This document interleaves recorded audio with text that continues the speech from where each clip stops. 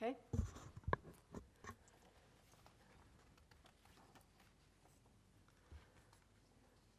Good morning.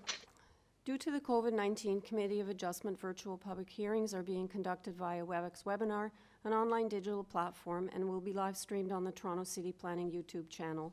These measures are necessary to comply with physical distancing requirements and a provincial order that limits attendance at public gatherings. My name is Nancy Oman and I will be chairing this hearing.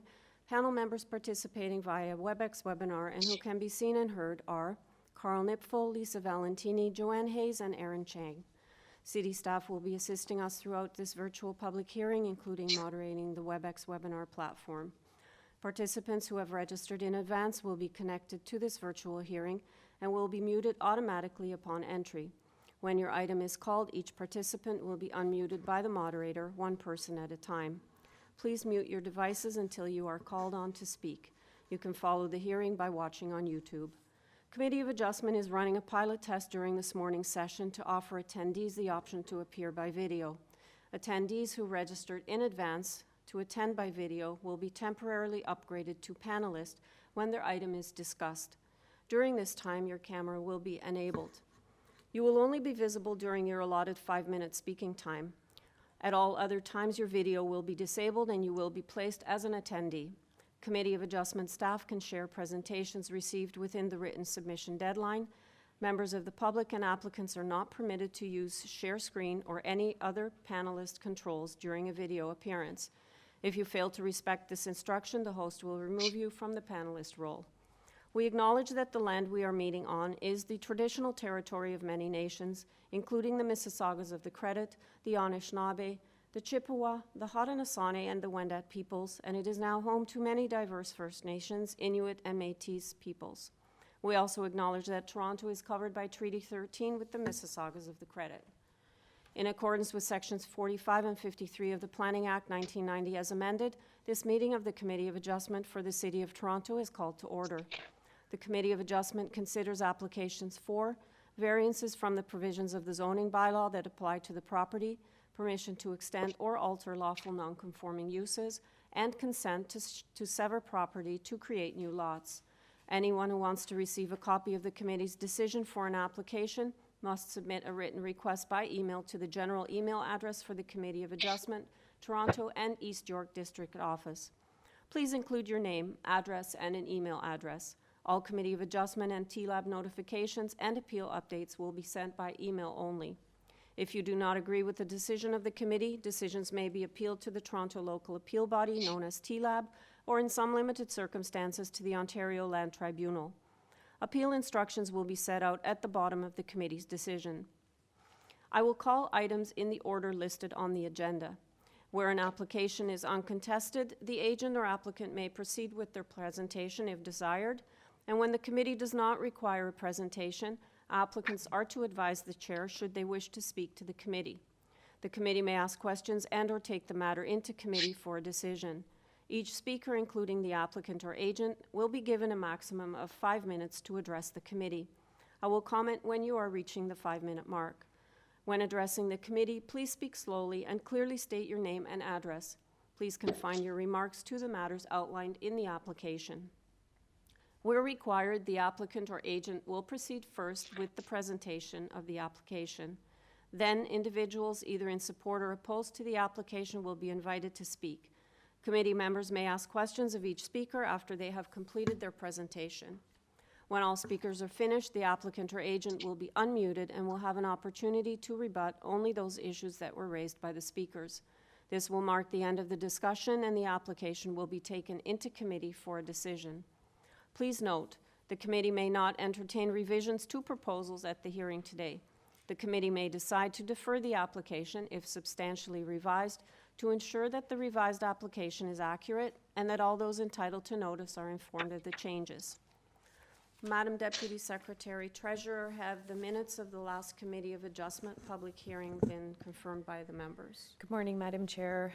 Yes, it's the April 27th A and B panels as well as May 4th. Okay. Is May 4th also for A and B? No, just one. Okay.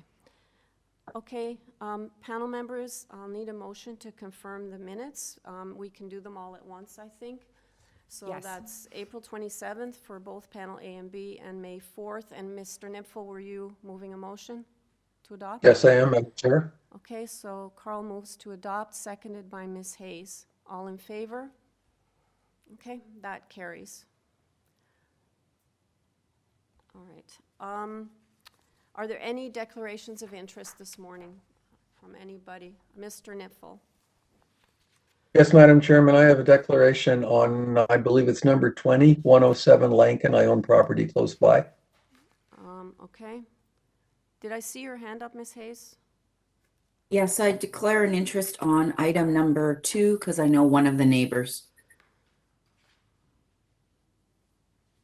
Okay. So Ms. Hayes has an interest for item number 2, and Mr. Nipfel for item number 20. Madam Deputy Secretary Treasurer, are you aware of any files to be closed this morning? None for this morning. Okay, thank you. All right. So we will now start with our hearing. The first item is item number 166 Queensdale Avenue.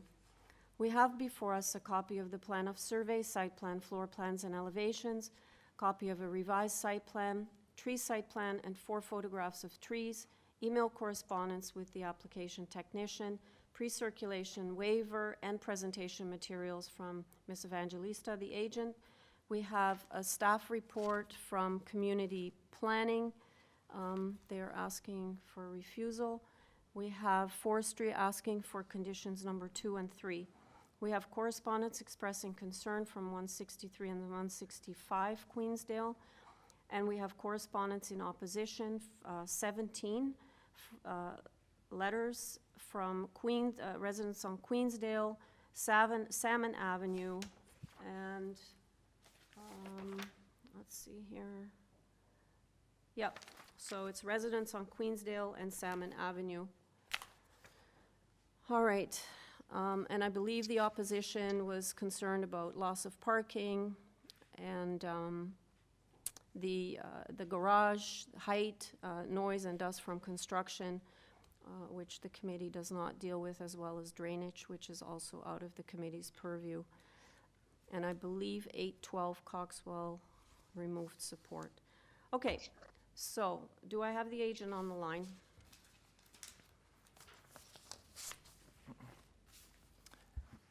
Ida, you've been unmuted.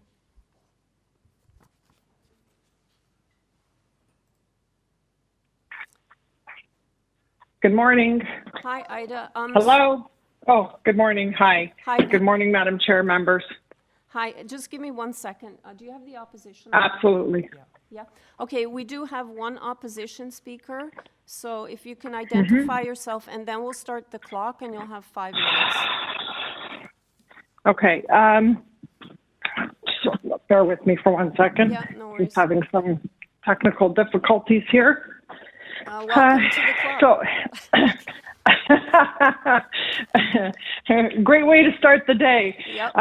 Good morning, Madam Chair, members. Ida Evangelista on behalf of the owners of 166 Queensdale.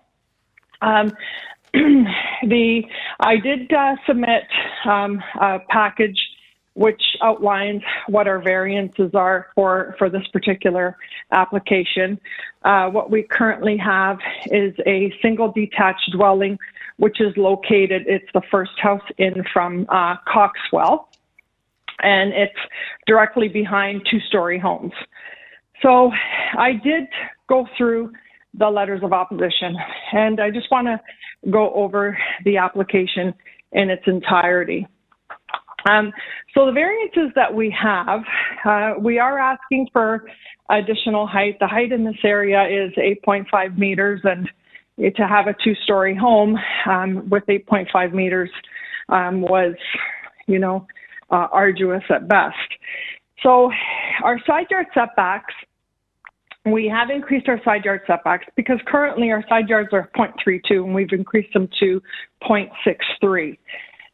The many comments that we have relate to parking. So what we're doing here, and many of the homes on the street do have front yard parking, as you've seen, and there are many homes that also have garages that face the street. And all new homes that are going in, this is an area that is evolving. As we know, neighborhoods will not stay frozen in time. Things do evolve. So, moving forward, what we are proposing here is we are proposing a new two-story home. It's a family that have owned this house from the 60s that want to continue living in this home. They have their grandchildren that will be also living with them. So this house is to accommodate the family that's there. I know there is a lot of trepidation on who's going to be coming in and for profitable gains, and that's not the case here, which is neither here nor there. So that being said, the many concerns relating to parking. What we're proposing to do is we're going to take our car and we're going to put it in our garage. We are permitted, it is an integral garage, is permitted. We do not have a landscape variance. We do have, what we've done is we've made it our driveway smaller, and that's the only variance that we have, and that's to just allow for more space and additional landscaping in the front.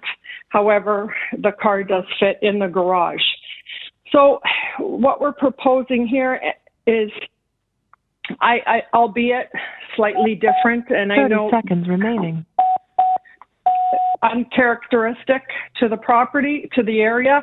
However, as I stated, if we go further down in my submission, you'll see that just down the street around the corner, there's many two-story homes with new garages. This is how the area is evolving. We are adding integral garages to the properties. Our main wall height, again, we are asking Your for an recording additional... has reached maximum length. If you are satisfied with your message, press 1. To listen to your message, press 2. To erase and Are you there, re-record Ida? it, Just press stand 3. down for a For second. delivery... Is that us? Hello? Hang on 1 second, Ida. Can you guys stop the clock for a second? Thanks. I don't know what just happened.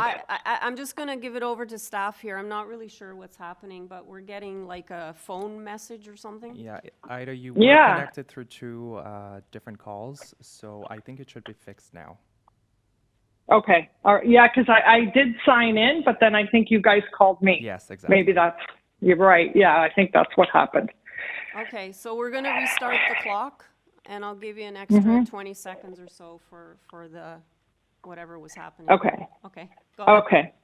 So we are asking for a main wall height, but as you can see, we are permitted 7. We have a main wall height of 7.29. We are only asking for an additional 0.29. Our building height of 9.12, with respect, I don't believe is egregious. I believe it's much less than a meter above what is permitted.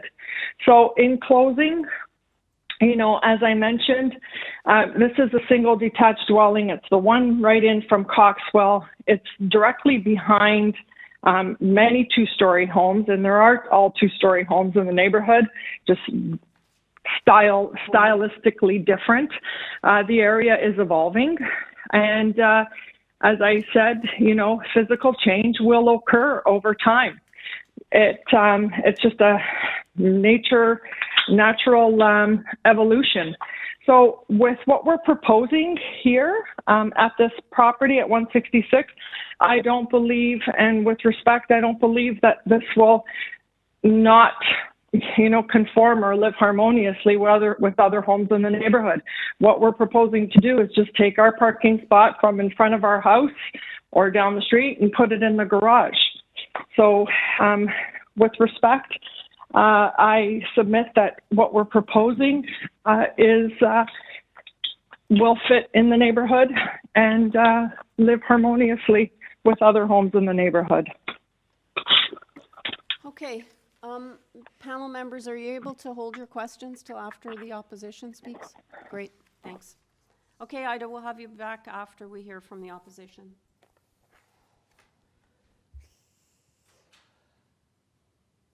Chris, you've been unmuted. Hi there. My name is Chris Bolovitz-Iotis, and I live at 162 Queensdale Avenue. I've lived here at Queensdale at 162 for more than 26 years. My property is located to the west of 166 Queensdale. Now I'm concerned about, I think, 5 of the requested variances, and I'm here to voice my opposition. Regarding variances 3, 4, 7, and 10, the proposed structure will be taller and have a larger footprint than the current dwelling, which will create a series of issues. It will diminish my enjoyment of my backyard by blocking the view of the sky because of how my backyard deck is oriented. When I sit outside on the deck, I face north and east. The only view I have of the sky other than looking straight up is in the east, as illustrated in Appendix A in my submission. If the variances are approved, I will be looking directly at a stucco wall instead of sky. There will also be a loss of sunlight as the sun rises in the east. The proposed dwelling will completely block early to late morning sunlight on nearby properties to the west, such as mine. The loss of sunlight will negatively impact the mature plants and rose bushes in my garden. And also with the north-facing backyard that we have on this side of Queensdale, during winter months, the ground stays frozen longer and snow melts at a slower pace than the south-facing front yard. The loss of the sunlight will also result in snow taking even longer to melt. And snow that hasn't melted, combined with rainfall, and we're seeing more and more rainfall during winter months, will cause flooding in the backyard and in the basement. I do have an entrance to the basement. And ever since the downspouts were disconnected, I have had some water enter the basement. Now, additional, with slower snow melt, this increases the chance of water flowing down the steps and into the basement. And can we discuss drainage or no? This was going to have a little about drainage here. The committee has no jurisdiction over drainage. We only deal with the variances before us. Okay. So another concern is with the proposed landing and the staircase from the second floor down to the backyard, which will create a direct sight line into our backyards and take away our privacy. And also regarding variance 9, the design about the integral, the calls for the integral garage and private driveway, I also oppose because a curb cut will be required, which will result in the elimination of a street parking space. Most of the residents of Queensdale have street parking, or permit parking rather, and it is difficult to find a spot on the street. And with the Michael Garron Hospital around the corner, we have visitors visiting patients at the hospital and staff also parking on the street, limiting spaces and making it even harder for residents to find a spot. I'm not opposed to the applicant building a 2-story detached dwelling, but I believe it should respect the existing standards and bylaws. This proposed development on the whole is incompatible with the established built form and character of our street. I know there are streets behind us and the main street of Coxwell where you see very different size houses, bungalows, 2-story homes. But Queensdale is pretty much semi-detached. Everything's pretty much the same height. So I oppose this project as it stands. If they, go back and maybe come back with something a little different, again, a 2-story dwelling is fine as long as it, it respects the existing standards and bylaws. Thank you. Thank you. Panel members, do you have any questions of the speaker? Seeing none? Okay, thank you very much, Chris. Ms. Evangelista, are you there? Yes, I'm here. Could you speak to the issues raised, and then we'll go to questions from the members? Yes. Okay, so 3, 4, 7, and 10. So we are asking for an additional dwelling height of 9.12 meters, which we are asking for an additional 0.62 meters. This home will not, there are, as you see from the rear yard, it is, there are many trees in the back. There are trees in the backyard between 166 and 162. the overlook and on-look, the actual deck that comes off of the kitchen is just basically a landing, and you go down to your rear yard. The coverage, so right now we have a front yard porch, and as you see from the subject property, what we have is the front yard porch. So that we are in line with the current footprint of the existing home.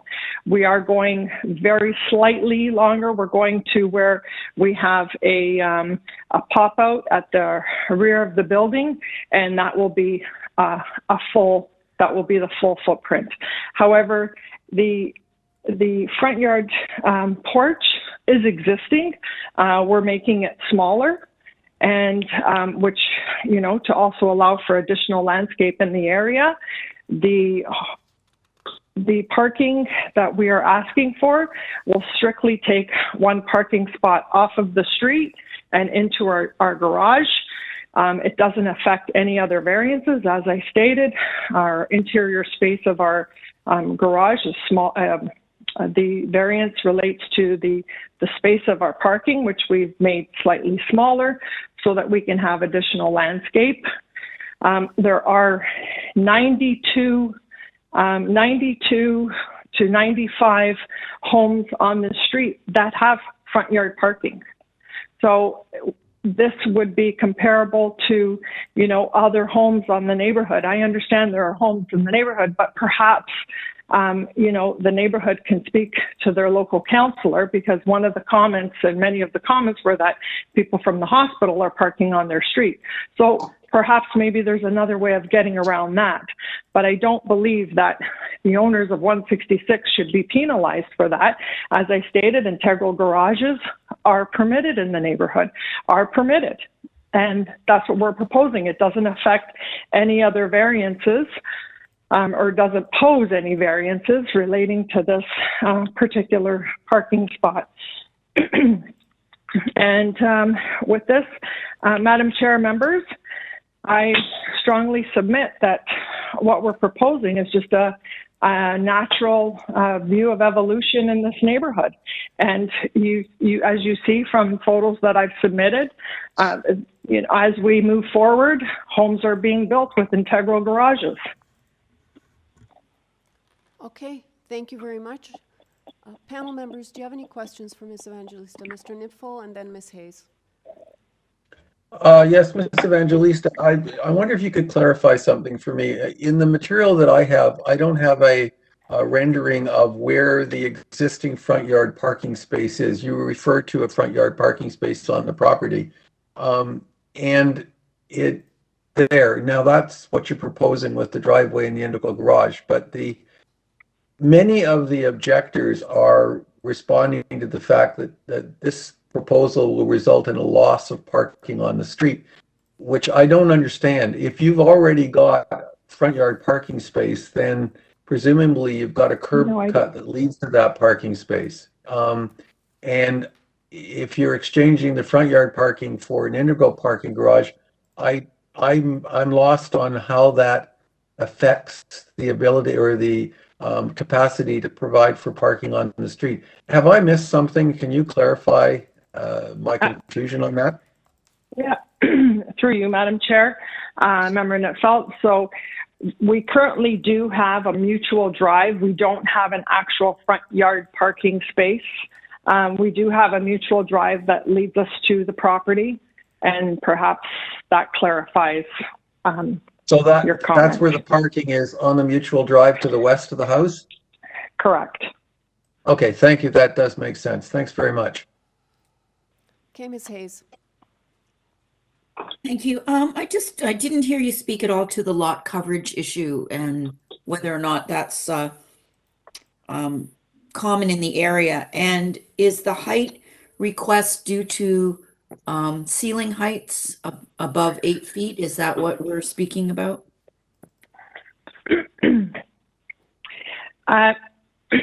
Sorry, frog in my throat. So the lot coverage includes the new front, because we do have that front porch. The lot coverage doesn't sway very much from what we are now is currently existing, because we do have a front porch that spans the front of the house.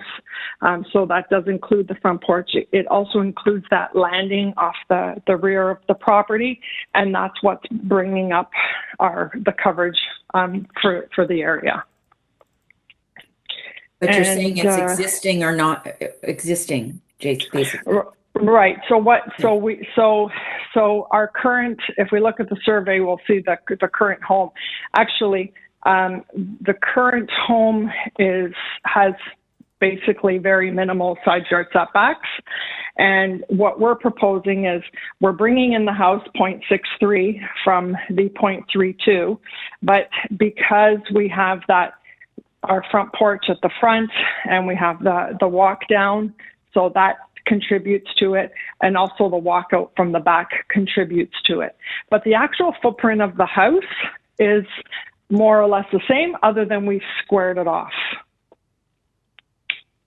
Any further questions, panel members? Ms. Valentini. So then just back to the curb cut issue, you'll be increasing the size of the curb cut. I'm assuming there's already one if there's a mutual drive, but it'll be increasing? The curb cut will then be moved over, yes. So it'll be increasing in size. It'll be increasing in size. Yeah. That is correct. Okay, thank you.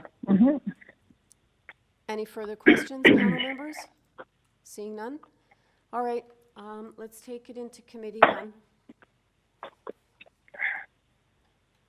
Mr. Nifl. Madam Chair, I'm supportive of the planning department's concerns. They've indicated, although Ms. Evangelista said there's no explicit bylaw provision preventing integral garages, as the planning department indicates, the culmination of some of the requested variances is an integral garage, and as the planning department indicated, the inclusion of an integral garage does not reinforce the existing neighborhood character of landscaped front yards, and I agree with that. I think that the front yard, as a result, ends up being a driveway with some grass beside it, rather than, as is the case in most other houses, a green front yard. I would also argue that the decision to provide an integral garage is impacting the height of the building. Although the purpose of the application indicates that this is a two-story building, that's a definition on the bylaw. In fact, it's 3 stories high, and although there are properties to the, I believe it's to the east, that are 2-story backing onto the property, the properties to the west are sort of 2 stories as well. I think that the height that is proposed is out of keeping with the general character of the area. And I also agree with the concern of the citizens that there's a loss of parking in an area that desperately cannot afford any loss. It's near a hospital, and as everyone knows, parking is very limited in those areas. For all those reasons, Madam Chairman, I will be unable to support the application in its current state. Okay, any further comments, panel members? No? Okay, did you want to move a motion then, Mr. Nipfel? Yes, Madam Chairman. I would recommend, or I would move, that the application be refused in its current state. Okay, do I have a seconder? Okay, so motion to refuse, moved by Mr. Nipfel, seconded by Ms. Valentini. All in favor? Okay, that motion carries unanimously. The application's been refused. Thank you. Item number 2, 56 Arundel Avenue. We have before us a copy of the plan of survey, site plan, floor plans, and elevations. We have before us a copy of the survey, revised site plan, floor plans, and elevations, planning rationale prepared by Tara Woodlett, the owner, a shadow study submitted by Taylor the agent. We have engineering is asking for conditions, forestry is asking for condition number 2. We have support from 49 Chester, 54, which is adjacent, 60 and 52 Arundel. Do I have the applicant on the line? And I believe this person's coming to us by video. Taylor, you've been promoted to a panelist, and you should be able to turn on your camera now. And you also have been unmuted. Hi, can you hear me? Yes. Oh, and before we start, just to, Ms. Hayes has stepped away as she expressed an interest in this item. Okay, are you there, Mr. Yes, I am. Can you Hi. just identify yourself for the record? Hi, I'm Taylor and I am speaking on behalf of the owner for the 56 Arundel Avenue application. Okay, panel members, do we need a presentation on this? I see heads nodding no. Do you have any questions for Mr. Anybody? All right, sir, the panel members, we've read all the materials. We're ready to make a decision on this application. Is there anything you would like to add before we take this into committee? And we have two variances before us. No, it's simply an existing garage converted into two-story laneway.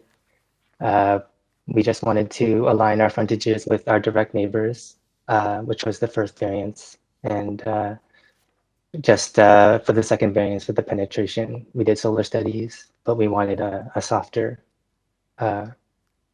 edge or curve to the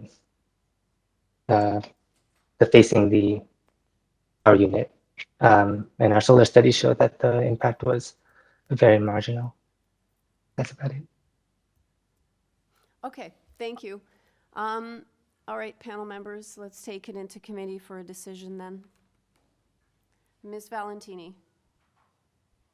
Thank you. I found the presentation materials to be excellent in the planning rationale.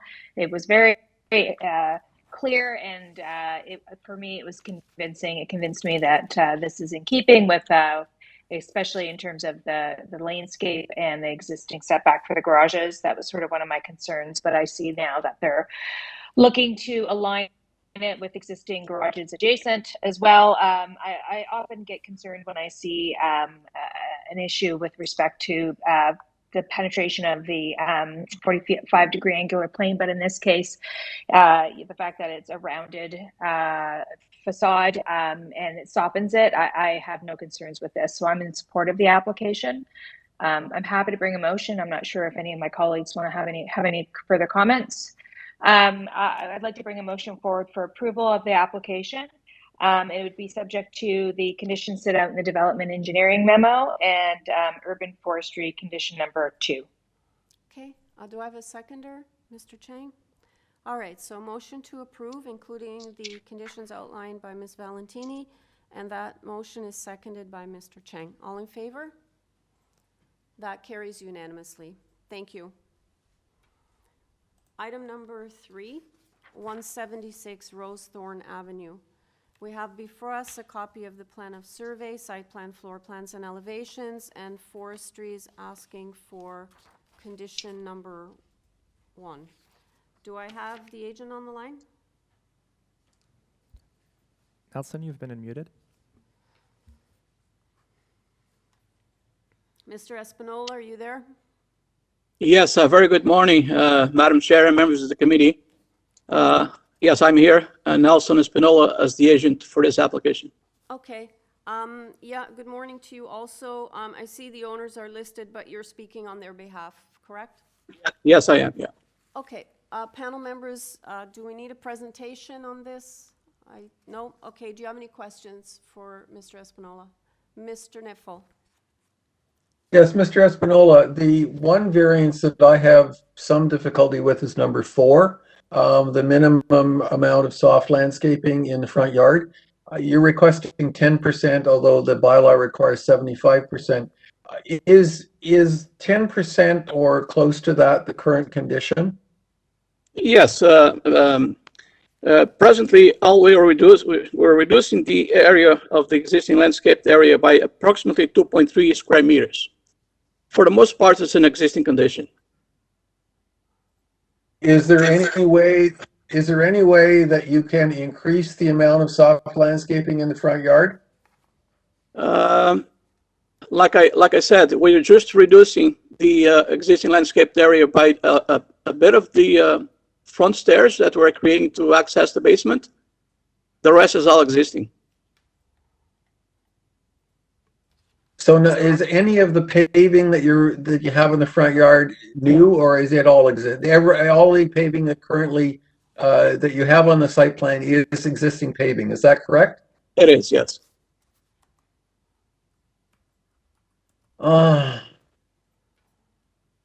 Okay, I can understand the concern, but I'm very reluctant to approve a variance with that substantial or that minimal amount of soft landscaping. It's really contrary to the direction that the city is proposing, and it doesn't look as though you have an alternative to propose. So, okay, thank you. You're welcome. Any other questions, panel members? Ms. Hayes?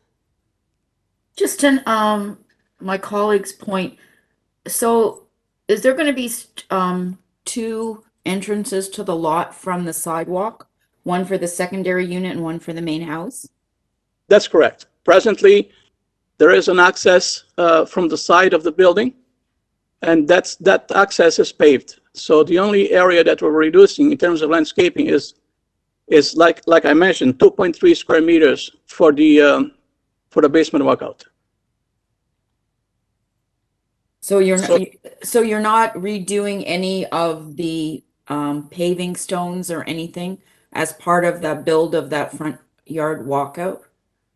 As I mentioned, it's an existing walkout that an existing passageway that we have on the side.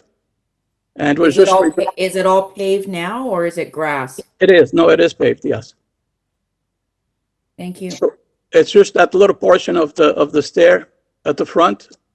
That is approximately 2.3 square meters. It's a very small portion that's being reduced. Thank you.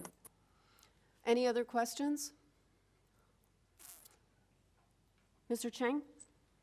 A very quick question to follow up the other two questions. So you're still keeping the small little tree at the front, am I right? Yes. We're keeping the tree, yes. Okay. Okay, any other questions? Okay, I don't see any other questions. Mr. Espinola, we're ready to take this into committee. Is there anything you want to add before we do so? Well, in this scenario here, I wish I could increase my landscaped area, but unfortunately, I don't see how it could be done. And just to add to this, this is compatible with what our neighbors presently have. Our neighbor at number 174, our neighbor at number 178, they have zero landscaped area at the front. At least, we have a bit, but we couldn't have any more landscaped area than this. It's, like I said, it's an existing condition. Okay, I think the committee, if there's any option to improve things, we would like to see it improve, just because of the city is looking to have more landscaping for drainage, etc. But this is a tight site, so. Yeah, and the planning department reviewed this as well, and they had no concerns because they understand how difficult it is to add any additional landscaped area. So planning department didn't have any concerns with the landscaping because it's in fact mostly an existing condition. Mr. Nipfel, you have another question? I do. Well, it's pursuing this exactly the same issue. Could we get on the Mr. Espinola? Can you see the screen? Can we get the front yard, the image of the front yard, the plan of the front yard blown up so you could? Okay. Your application requires proposing a new front porch, so that's not there. No. The stairs. Sorry to interrupt you. The porch is to remain. We're not rebuilding the front porch. The front porch it's existing. We're not rebuilding the porch.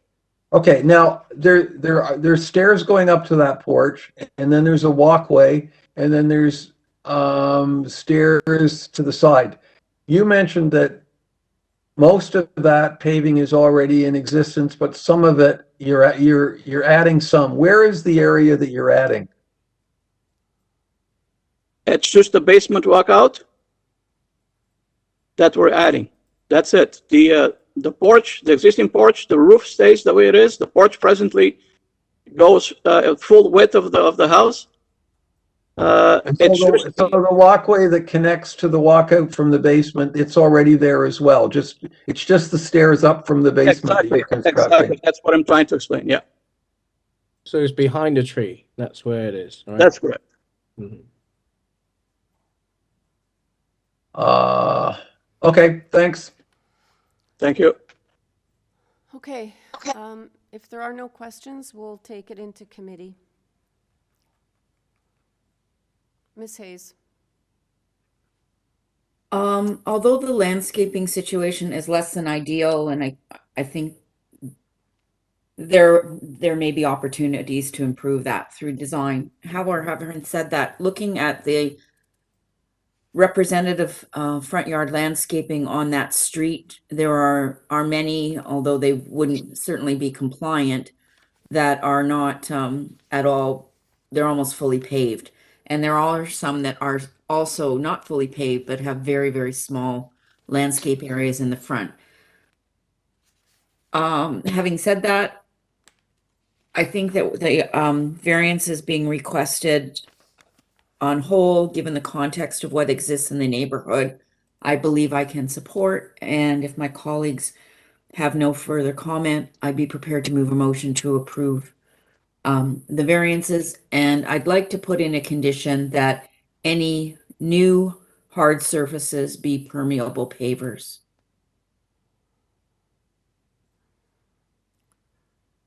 I believe there's a forestry condition as well, Joanne.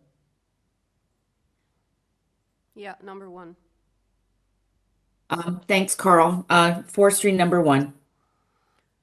Okay, so I have a motion to approve the application, including forestry condition number 1, a condition that any new hard surfaces be permeable pavers, moved by Ms. Hayes, seconded by Mr. Nipfel. All in favor? That motion carries unanimously.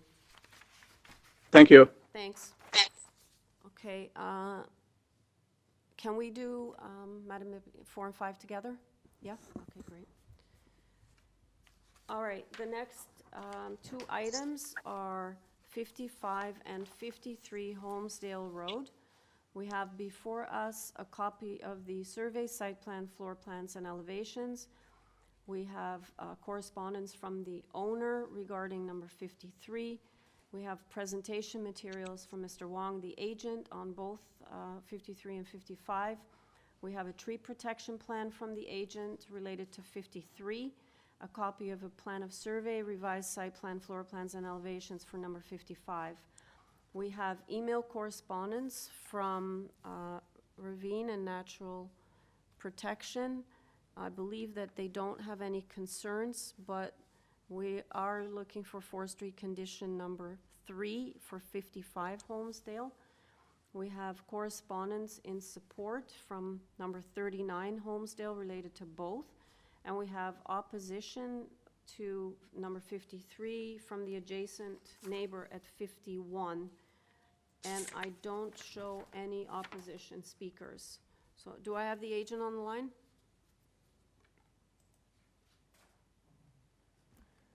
Oh, suddenly I can't hear. Sorry? No. Oh, sorry. I can hear you. Oh, good. I can hear you now. I just thought, oh my goodness. Sorry. Good morning, everyone. I'm Tyrrell Wong, Mrs. Tyrrell Wong, and I am the agent for the applicant and the architect for both sets of clients. All right. I'm not sure we need a presentation on this. I think we can probably go straight to questions. Panel members, do you have any questions? Mr. Nipfel. Yes, I have a question about the balconies and the terraces. In number 55, yep. The purpose of the application talks about a rear third-story deck and a rear second-story deck. unless it's the way in which we define second and third stories, I only see one second story deck there where the arrow is. I don't see a third story deck. Is that because of the way we're defining stories? Is that one considered third, and is the one on the ground floor considered second? Yes, so because we wanted to keep both these projects are part of a little pilot project that I'm doing where we're trying to maintain the existing masonry foundation and the brick walls. And so we went through zoning in two different ways. We went through it it's really kind of interesting. We went through it as a renovation and we went through it as a new build, but keeping the foundation in both cases. So the building's exactly the same, except we're using a little less of that existing solid masonry wall on the first floor. We're pulling it down in the new version of it. And the whole idea is, to be a little bit more environmental, a little lighter on the landscape and put a prefab passive house on top of it. And by doing that, I didn't know this, 30 years of architecture. By doing that, the basement is now closer to grade than the first floor is. And so because we're not underpinning and lowering it down into the ground to get the 8 feet, we're raising up the first floor 1 foot to make the basement livable without underpinning. That changes how zoning sees it. And so there are a couple of drawings for both projects where I show the exact same elevation, but I explain what the variances were if it was renovation and what the variances are now because it's a new build. And it shows clearly that the basement is considered the first floor when it's a new build, and it's considered the basement when it's a renovation. So that's where all so all of those decks are literally, like if you're walking by the building, it looks like a 3-story building. The decks they're talking about on the second floor are actually less than 4 feet above. Well, one's 4.5 feet above grade and one's 2 feet above grade, something like that. Okay, my only concern was with the higher deck. The higher deck is on what would be considered the second floor. So there is if you're going through somebody looking at it, not a zoning review of it, but the second floor is considered the third floor because the basement is considered the first floor in the new construction. My concern was that I thought that the east-facing side of the higher deck should be screened. Not the west because you're staggering the buildings, but the east side needed to have privacy screening. And I just want to make sure if that suggestion passes as part of a motion that we refer to the right deck. So okay, perfect. Yep, no, that's fine. Okay. Yep, absolutely. Any other questions, panel members? Ms. Valentini? Thank you. So I understand what you're saying about the 3 stories versus 4 stories. Is the basement higher out of the ground now? Like, are you increasing the height of it? Is that why it's considered the first story? Yes, exactly. Okay. So we're keeping the existing slab at the same location it is now. But what we're doing is we're taking out that existing wood floor, putting it to the side, and building a new wood floor 1 foot higher. Oh, okay. So you're raising I'm raising the height of the foot. Ground floor by 1. That's why it's over 1.2 meters. So that it's just 1 foot. Yeah. Okay. Thank you. Ms. Hayes, and then Mr. Cheng. I just wondered whether or not you or your client had any conversations with the owner at 51 to explain the setback issue and things that they were talking about. So they went first when we were first thinking about a renovation. They had a discussion with them at that time. And then they had a secondary discussion with them afterwards. And so because of that very bizarre zoning thing where the basement is now the first floor, so they had that discussion, and I put a note in the file as to what the owners had written down, what they had talked to. There were some concerns from the neighbor, but really the existing lot lines are the existing lot lines. If we don't move the house, we're going to have less impact than if we have to move the house and build again. So we figured that it would be a lot less intrusive, a lot more environmental if we stayed where we were, as opposed to starting brand new again, especially in a neighborhood that they're at the bottom of a valley and the hill behind them it's sort of the reverse. They're at the bottom of a ravine. It's not a very well maintained ravine, but the owners at 53 have put up a native species edible forest up there that they'd like to maintain, and they didn't want to do any more work than they had to with, you know, digging and cranes and stuff like that, and they wanted to be nicer to the neighborhood while they were building. So that's another reason for keeping all of that nice masonry where it currently is. And so the changes to the setbacks are caused by insulation that we're adding to the buildings. Mr. Cheng? Oh, yes. Could our colleague in the office scroll down to E4 presentation material? Second page. That's right. I'm just curious, are these two houses right across you? If you go down to the next page, number 70 and 56. They're not right across. You're kind of shifting more in front of the school that was in the last image. But it kind of, why I took this picture is you have on the left, you have quite a few of these bungalows that still exist here. You have new construction in the middle that has just gone up, which is decidedly higher and more impactful than what we're proposing. And then you have something from probably somewhere in between the two ages. So you've got the 40s, the 2022s, and on the right you have other types of, so this is a very varied neighborhood of different heights. And so, but right across, because they're on a curve, it's hard to take a picture right across because you're seeing somebody's backyard and the houses to the left are the other ones. But it's that's right across from the school. Okay, thank you. Any further questions, panel members? Okay, I'm not seeing any other questions. We're ready to take it into committee, Ms. Wong, to make a decision. Is there anything you want to add that's not in the materials that we all went through? Oh, I think everything is in the materials that you went through. Well, great job. Yeah, thanks. Okay, panel members, we'll take it into committee for a decision.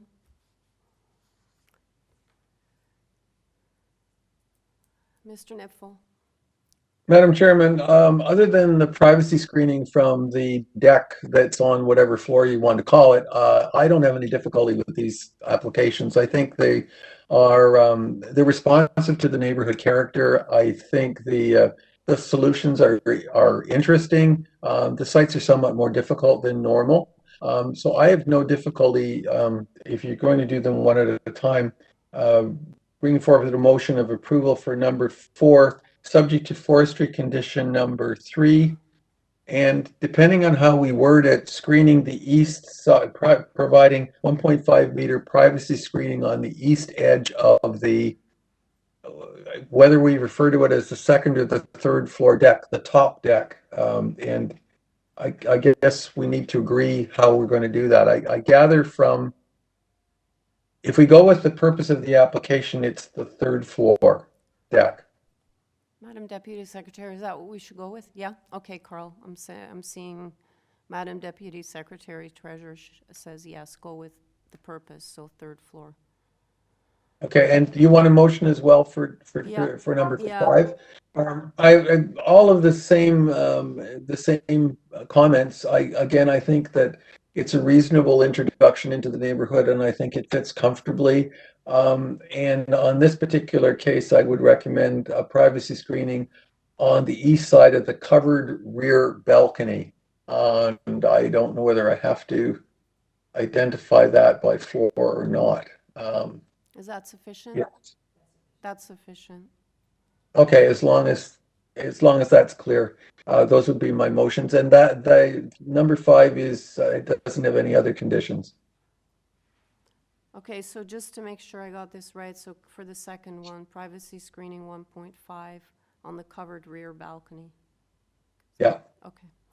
All right, so the motion is for item number 4, forestry condition number 3, as well as a condition for privacy screening of 1.5 meters on the east edge of the third floor deck. And for number 5, the condition is privacy screening to 1.5 on the covered rear balcony, moved by Mr. Nipfel. Do I have a seconder? Ms. Hayes? Okay, all in favor? Excuse me, Madam Chairman. The condition on number 5, it only needs to be screening again on the east side, I think. East side, yeah. Okay, sorry. Yeah. On the east side of the covered rear balcony. Okay, And that's seconded by Ms. Hayes. And all in favor? Okay, that carries unanimously. Thank you.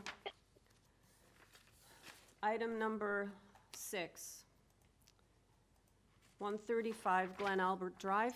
We have before us a copy of the plan of survey, site plan, floor plans, and elevations. We have 3 photographs of the subject property, a number of previous decisions in the area. We have staff report from planning asking for a condition as well as forestry condition number 2. We have 3 form letters in support from 131, 133, which is adjacent, 141 Glen Albert. We have opposition from the other adjacent neighbor at 137, and I am showing 2 speakers. Okay, do I have the agent on the line? Leo, you've been muted. Yes, hi, good morning. My name is Leo Mastandrea. I'm the agent for the owners at 135 Glen Albert. Okay, Mr. Mastandrea, you have 5 minutes starting now. We do have 1 opposition speaker and a second speaker. I'm not sure if that person's in opposition or not. Yes, so we're here today to construct a addition to the existing dwelling. The variances that we're requesting are essentially existing except for the height. Number 2, which is consistent with what's been approved at the committee. If you can pull up my photo up, page number 1. Sorry, what did you want us to put up? Because you were a bit muffled there. Are you like going? Sorry. Back? Yeah, I think you're maybe. Page number, just my first photo, page number 1. So as you can see, we're filling in that area between the garage and the front of the building. So the variance number 1, the eave is existing. And if you pull up the second, there's an existing deck right now, which we're keeping as is. So that's variance number 3. Variance number 4, the front yard setback, we're not changing. And variance number 5, the side yard setback is in line with our proposed.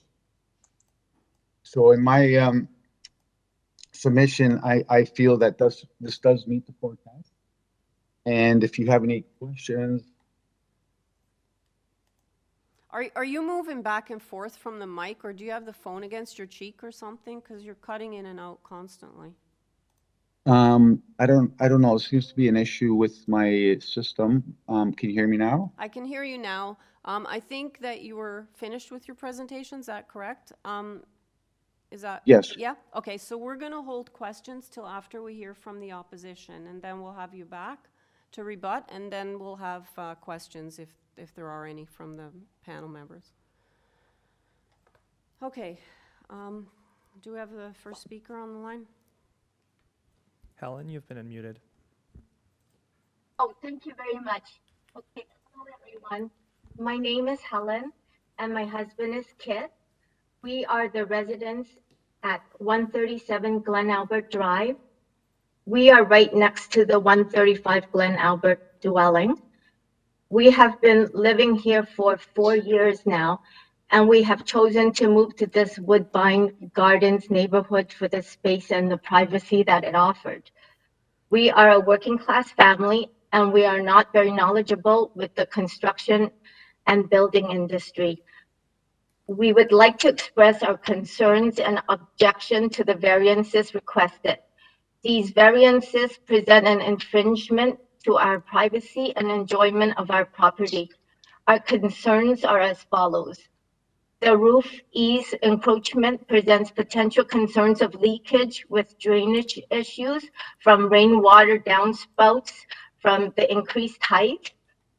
His dwelling with the increased height over the maximum bylaw will block my view and the natural sunlight to my garden and house. And due to his dwelling moving closer to my dwelling, which is his east side, this will limit the spacing and openness between our dwellings, which will bring into effect concerns of noise level along with privacy issues.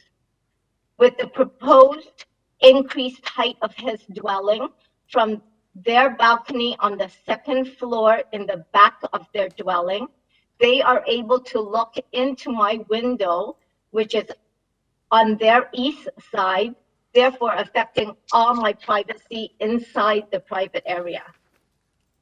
The drawing also shows plans to excavate and build a new basement floor, which is deeper than the original and closer to my dwelling, which will bring forth concerns as the two dwellings will be quite close during the excavation, and this may undermine the foundation of my dwelling.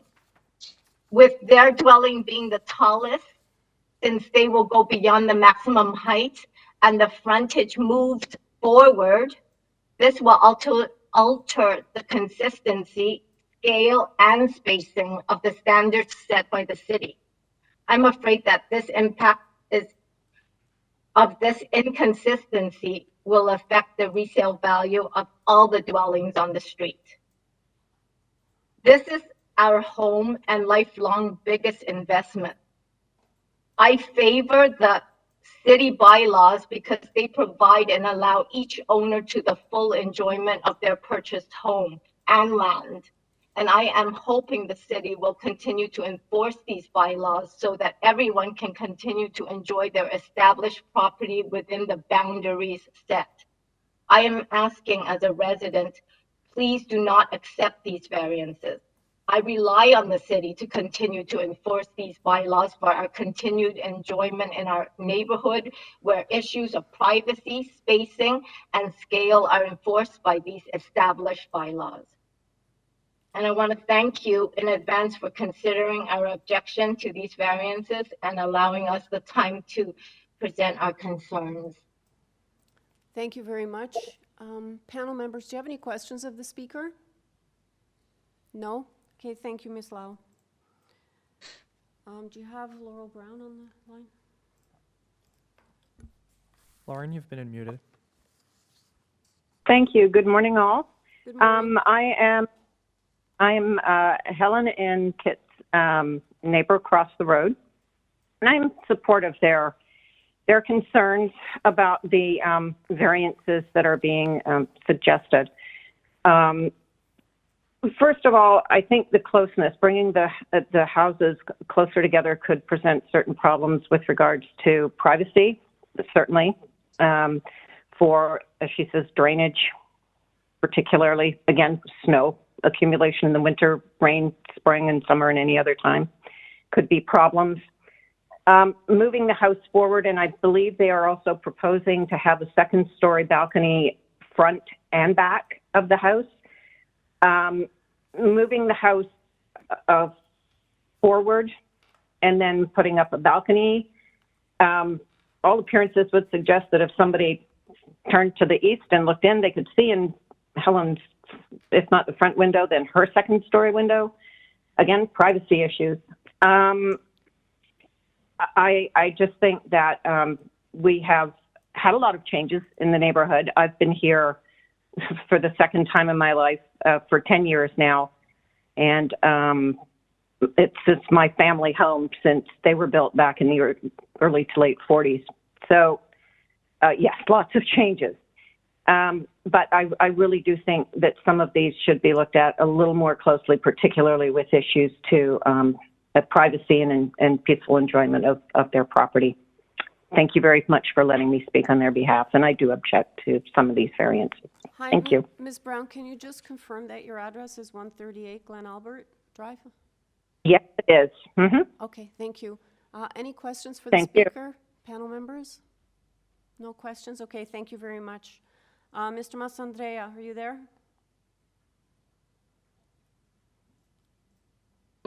Yes, hello? Yeah, I can hear you now. Can you speak to the issues raised, please? We are not bringing the building any closer. The building exists. The side yard setback's existing. The front yard setback is existing. The balcony is existing, and the and the roof eave is existing. So I'm not too sure what I can respond to. We are asking for an additional height, but it's also consistent. Okay, I don't know what's with your audio, but can't hear you at all anymore. Hello, can you hear me now? Yeah, like, are you using like a microphone with earbuds or something, or are you using a computer? So No, because- it's a computer. It's a computer. Yeah, I don't know what's going on, but you're just fading in and out constantly. Okay, should I start over or? Well, we did get the part about you're not changing the side yard setback. You're just filling in, and we heard the part about the balcony, but after that, you were gone. Yes, so really the only variance we're asking for in addition to what's existing is the height variance, which is consistent with what's been approved here at the committee. And as far as the rest of it is, like I said, it's all existing situations. Okay. Let me see if the panel members, do you have any questions for Mr. Niffel? Yeah, it's perhaps just semantics, Mr. Banjaya, but I think what the objectors were saying is that not that you're moving the existing front of the building, but you are in fact moving. If you look at the photograph that's on the screen right now, you are in fact moving that section that is currently set back out to the front of the house, and to that extent, the side yard setback, in fact, is being decreased for a portion of the property, and the front yard setback is being decreased for a portion of the setback because you are infilling that area. I wouldn't want people to misunderstand what you were saying. You are in fact affecting the side and the front setback. I think we're just dealing with semantics here, because you're filling in that section that's in front of the existing driveway or existing garage. Yes, correct. And we do comply with the coverage. We do comply with the floor area, and we are only bringing our house in line with the adjacent neighbor. And I read the staff report, and I'm in agreement with their to install screening on the rear balcony.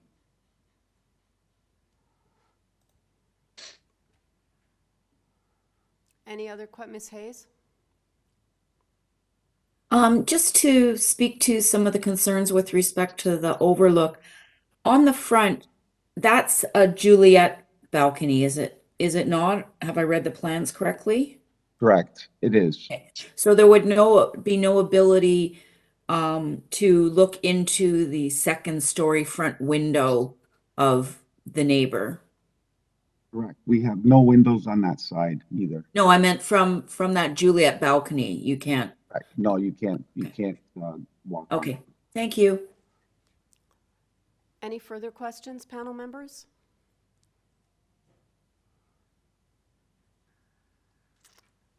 Okay, if there are no questions, then we'll take it into committee for a decision.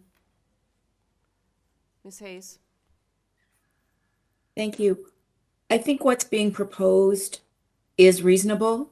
I think many of the variances are indeed existing. Certainly, the massing of the house will be larger because the void and the setback currently will be filled, and the house will appear to be brought forward more, or will be brought forward more.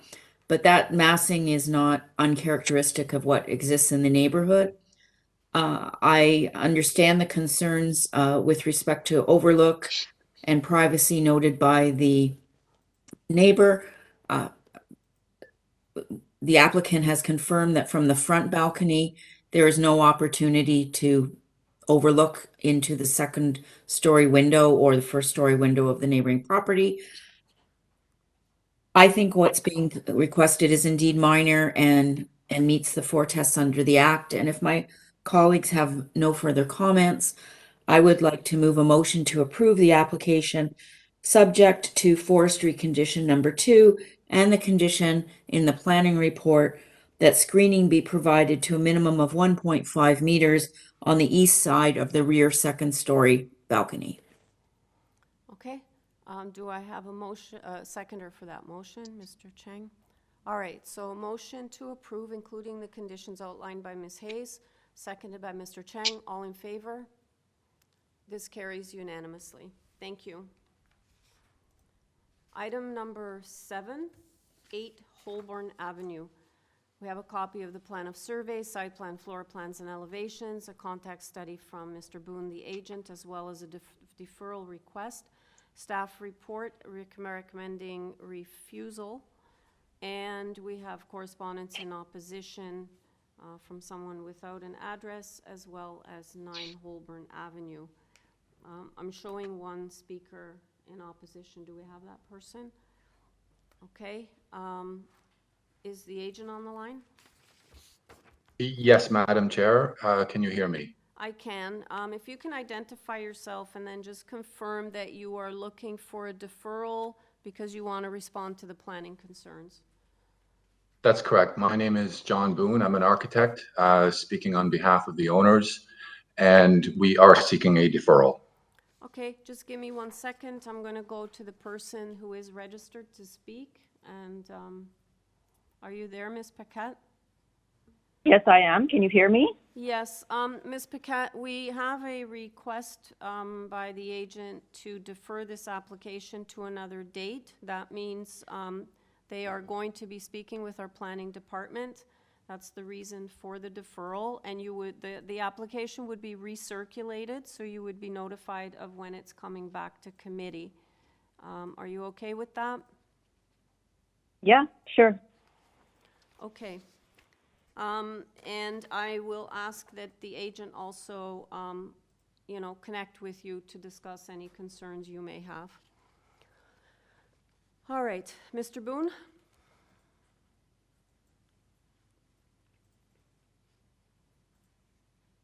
Yes, Madam Chair. Hi, sorry, there's a bit of a delay when we flip from one person to the next, so sorry about that. So yeah, I would appreciate if you could connect with the resident at 4A who was planning to speak today, if you're given a deferral, as well as planning, and any other neighbors that may want to speak with you. Okay. Yep, that's fine. Yep. All right, great. So let's take it into committee for a decision. So to the deferral panel members. Mr. Niffel.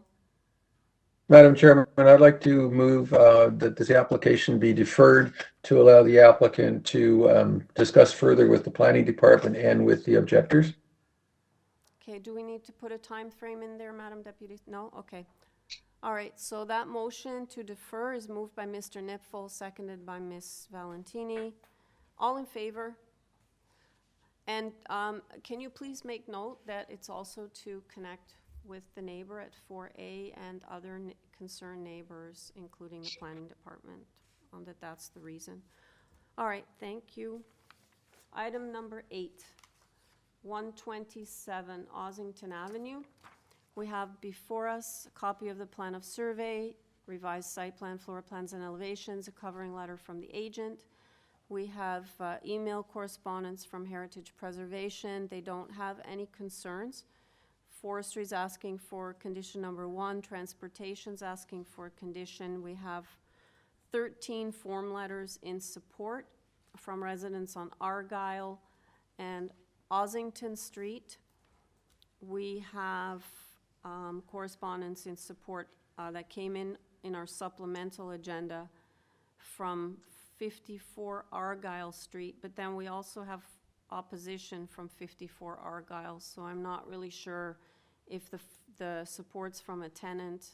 Actually the names are the same, so I'm not sure whether, and I'm showing them listed as speakers in support. So I'm a little confused, but we'll clarify that, members. All right, do I have the agent on the line?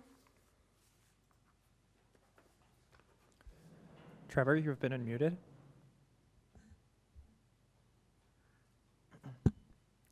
Maybe try to unmute yourself on your own device as well.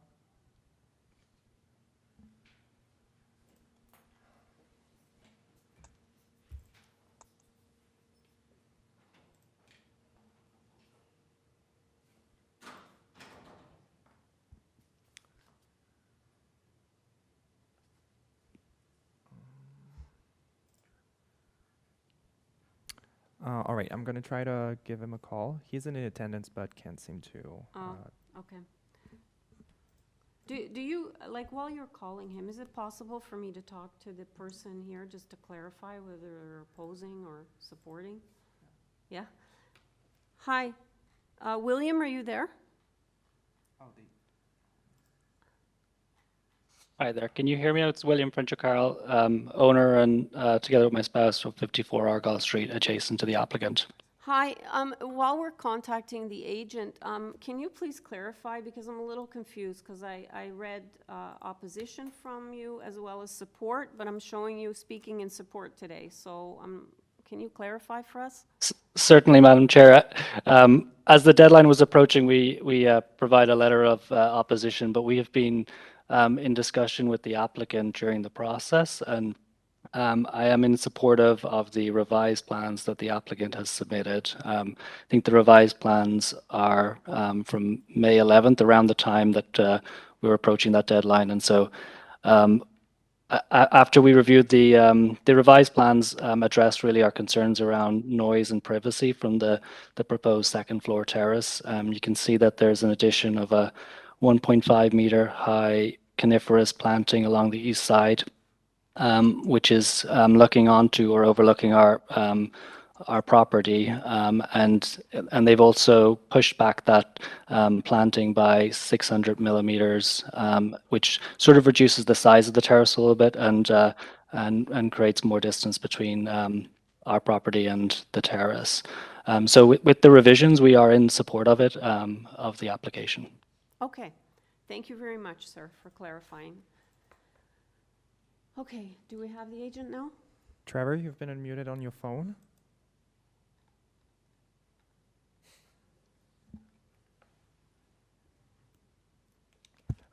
You might have to unmute yourself on your device as well.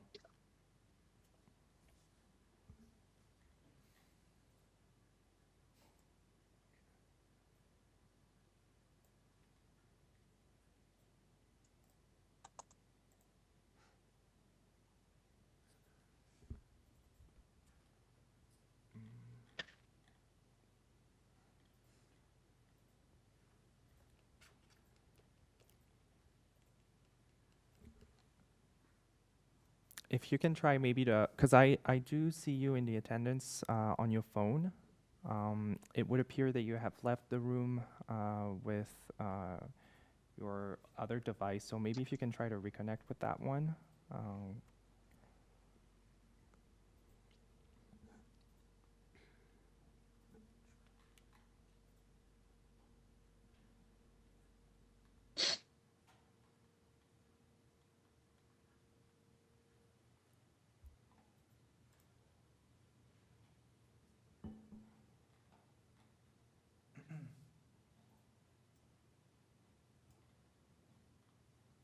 No luck?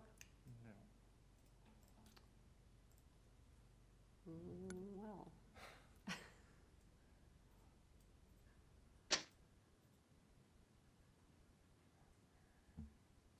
Is he using his phone or a device? Right now, he is using a phone because I called him, but Still not he was working? using another device before. So, Trevor, you're unmuted. If you maybe unmute yourself and try to give us.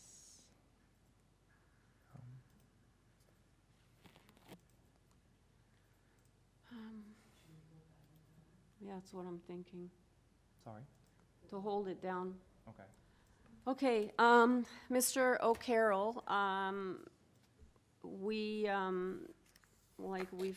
heard your submission, but we are unable to reach the agent at all. Like, we can see him, so we're going to hold this item down to actually deal with it and come back to it. Hopefully after the next item, but it's really going to depend if we're able to connect. So apologies for that. So panel members, we're going to hold item number 8 right now, and we're going to move on to item number 9, which is 1650 Dupont Street. We have before us a copy of the plan of survey, site plan, floor plans, and elevations. We have a covering letter from the agent, traffic operations study, prepared by WSP Canada, Inc. We have a tree inventory and preservation plan report from Coons Forestry Consulting. We have our forestry asking for conditions 2 and 3. We have Councillor Bilo, the local councillor, does not have any concerns with the application. We have support from 1664, 1642, 1655 Dupont. Correspondence in opposition from 123 Edwin, 122, 120, 124 Edwin, as well as 1644 Dupont. We received opposition presentation materials in our supplemental agenda late yesterday at 120 Edwin. I am showing 2 speakers in opposition. Do we have them? So, okay, do we have the agent on the line? Gabriel, you've been unmuted. Yes, we're going to start with Alex. I can barely hear you. We're going to start with Alex for the presentation. Okay, how many of you, I see you're sharing. Is it just the 2 of you sharing? Because I'm also showing a transportation consultant listed here. You will only be present if there's a rebuttal question that involves transportation issues. Alex will be starting with a presentation, followed by me within the 5-minute span that we have. Okay, so that's Alex Savanu. All right, so that's correct. All right, so we'll start the clock now then, and then after that we'll go to the opposition, and then we'll come back. Hi, this is Alex Avenue. Can you hear me, Madam Chair, committee members? Yeah, go ahead. So we're starting the clock now, Alex. We actually have a presentation if we're able to pull that up. It's on the AIC. It's called CA cover letter. It should be number 4 on the list. It's we submitted it May 11th, and it's 11.14 megabytes. Okay. Maybe if you go to E2, maybe that's a cover letter. Yeah, and if you can go down, please. It's page 22 of this PDF, but yeah, section 6, where we have the 5-minute presentation. So yeah, understand we only have 5 minutes. I'll get started while we pull that up. Good morning, Madam Chair, committee members. My name is Alex Avenue. I'm a planner with Bellsfields. Yeah, this slide, that's great. I'll give a brief presentation on the planning context, and I'll flip it over to Gabriel to speak to the variances in a bit more detail. If you can go to the next slide, please. Just a bit of a background on this file. So this minor variance is actually coming out of a site plan application that we submitted in August of 2021. After we made that submission, the project team met with staff to discuss the comments, and we did make a number of revisions, and I just wanted to touch on some of those high-level ones, and Gabe will get into this in a bit more detail. But what we did is we increased the rear yard setback and the stepping back of the heights at the rear of the building to comply with a 45-degree angular plane. And the intent of that is to provide a transition in scale to lower scale neighborhoods that exist to the north and east of the site. Along Dupont, we also increased the ground floor setback to widen the pedestrian realm, and also step back the 6th story of the building to reduce the scale of the building along Dupont. And the height of the building now equals the right-of-way of Dupont, which is 20 meters, which is something that staff also looks for these types of mid-rise mixed-use buildings on main streets. We also removed the windows along the east facade and reduced the GFA. Following that, as you said, Madam Chair, confirmed from Councillor Bilal that they have no concerns. That's on page 4 of this PDF that we're looking at right now. You can stay on the slide, that's okay. We resubmitted the application in February of 2022, and earlier this month we received staff comments, including comments from planning confirming that they have no concerns to this minor variance application. That's on page 18 of this package. Again, you don't have to go there right now. Of course, there is no staff report from planning given that they are in support, but we did attach that correspondence from them confirming same. We also spoke with our adjacent neighbors and have 3 letters of support. Next slide, please. Just a little bit about the sites on the north side of Dupont, just east of Dundas, about 1 kilometer north of a major transit hub at Bloor with Up Express, GO, and TTC service. And part of what we're trying to do is take advantage of this significant investment in transit infrastructure. Next slide, please, which will be my last slide before I flip it to Gabriel. So from an overall planning context, this is an ideal site for this proposed mixed-use mid-rise development. In the above image, you can see that's a land use map in the official plan. We are designated mixed use areas, which are areas planned to accommodate growth and most of the city's increase in jobs and population. And they're typically located on main streets like Dupont. And then in the image on the bottom, that's the 569-2013 zoning map, that the site is zoned commercial residential, which reinforces and reflects this official plan designation for this type of development. So again, just kind of big picture speaking, the things that I wanted to highlight were, again, the transition to the rear that we've incorporated into the design following conversation with staff. And again, framing Dupont at a good proportion and pedestrian scale, and really making sure that this building does fit with the existing context and also the planned context and how these main streets ought to develop in the future with this type of gentle, modest density. Gabriel, I will flip it to you. Thank you. So if you can go to the next slides, please. Through a collaborative approach with city staff, we believe we've created a really special building that meets the general intent of the bylaw through the 4 planning tests. We believe we've done this in a manner that results in great and sustainable architecture that fits very well into this emerging area of the city. If you can go to the next slide. We've done extensive analysis to support the variances for height and density specifically. Comparing adjacent developments, our proposal is well below other developments in the area. In terms of height, not only do we meet the ROW and angular plane requirements, both at the front and rear, but our proposal is also below other developments in the area. So the design of the building is really done in such a way that the overall height will not be perceived at the pedestrian scale, both on Dupont and via the laneway and adjacent properties. Given the location of the building close to the junction triangle and key transition point between Dupont and Dundas, we believe the height and the density are justified and minor. If you go to the next slide, we've managed to fit the entire massing of the building within the required angular planes, further reducing any impact on adjacent properties. Strategic setbacks and terracing are both used to meet the intent of the bylaw, minimize variances, and create distinctive architecture. If you go to the next slide, please. Although the front balcony design does trigger a minor variance, we believe that the benefits to both the streetscape and the residents of the building support this variance. It should be noted that the variance for setbacks only relates to adjacencies to R-zone properties, which is a small portion of the lot on the northwest and northeast sides.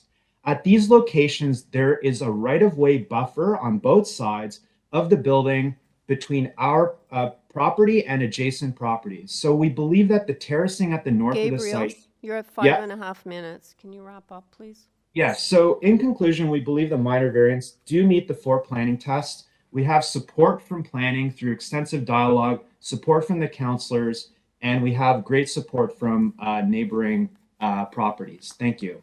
Thanks, Gabriel. We'll have you back for questions after we hear from the opposition. There's actually only one speaker, so, and if there's questions, we'll put them to you at that point also. Great. All right. Eva, you've been unmuted. Hello, can everybody hear me? Yes, I can. Go ahead. Your name and address for the record, and then you have 5 minutes. My name is Eva Korenkova, and I live at 122 Edwin Avenue. I am going to reference file number 16 in the supporting documentation, which was it's called CA presentation material. It was submitted on May 17th. Okay, is this the chart, the blue chart? Is that where you're talking about? Starts with the blue table, yes. Okay, that's in the supplemental, guys. In the supplemental. Yeah. So on the first slide, if you once it appears, here I have summarized the developer has requested 11 minor variances, as they call it minor. Out of these, I have summarized on the slide 7 variances that will have a direct and negative impact on the lives of residents on Edwin Avenue and on Osler Street that are whose rear yard properties are abutting this development. These variances will also impact any residents on Osler and Edwin Avenue through the lack of street parking, which is already scarce. Variances number 1, 2, and 4 relate to the building size. As you can see, the proposed development requests a 65% increase from the maximum permitted in the bylaw for the floor space for residential uses. It also requests 70% increase in the building height from the maximum permitted in the bylaw. These are major variances from the bylaw in terms of the proposed building size. There are two direct consequences of this disproportionately large building. First, lack of parking, and second, no setback from a side lot line and no soft landscaping along the lot line abutting our backyards. As a result, the proposed development requests a 57% decrease in the number of parking for residents. Further, it proposes no parking spaces for visitors and not even any accessible parking. This, in my view, is a flagrant disregard for the bylaw. And just to point out, some residents on Dupont Street, 1644 specifically, but actually all of them, they do not have a back lane parking, and they do rely on the street parking. And speaking of using public transit, developers' suggestion that most of the residents would or should be using TTC or bike is laughable. Not everyone's job is downtown or within an easy reach of the TTC. Bus stop number 26, which is referred to in the proposal, the bus number 26 comes only twice an hour, and bus number 40, which is nearby, although it comes every 10 minutes, is packed during rush hour. To actually use the public transport, one has to be either a firm believer in it or have no other option. Now to the point number 2, which is no setback from the side lot line. While the building follows the required angular planes to the north and south, the east and west were completely ignored. But east and west are the sides where the majority of the homes affected by the development will be facing. That is a total of 7 houses. The proposed building size in terms of both its height, but especially its depth, combined with no setback from a side lot line, will result in creating long shadows over the houses on Edwin and Osler. For example, the houses on Edwin Avenue will be in shadow by 3:18 p.m., even on June 21st, the longest day of the year. And this is taken from the studies, from the shadow study of the developer. So in that sense, the proposal does not follow the intent of the bylaw, which is to ensure sunlight into residential property. In slide number 2, you can see the current view from my house as it is at the moment. And behind the coniferous tree is the sporting club that will be demolished. And this is a 3-story building.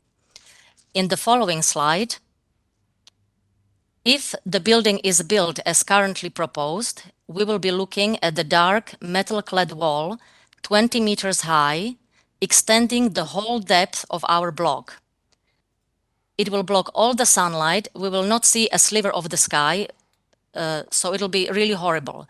And it will be akin to living by the US-Mexican border.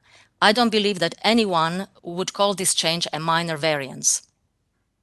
On the other hand, if the proposed building followed the bylaw, the building would be about half the size.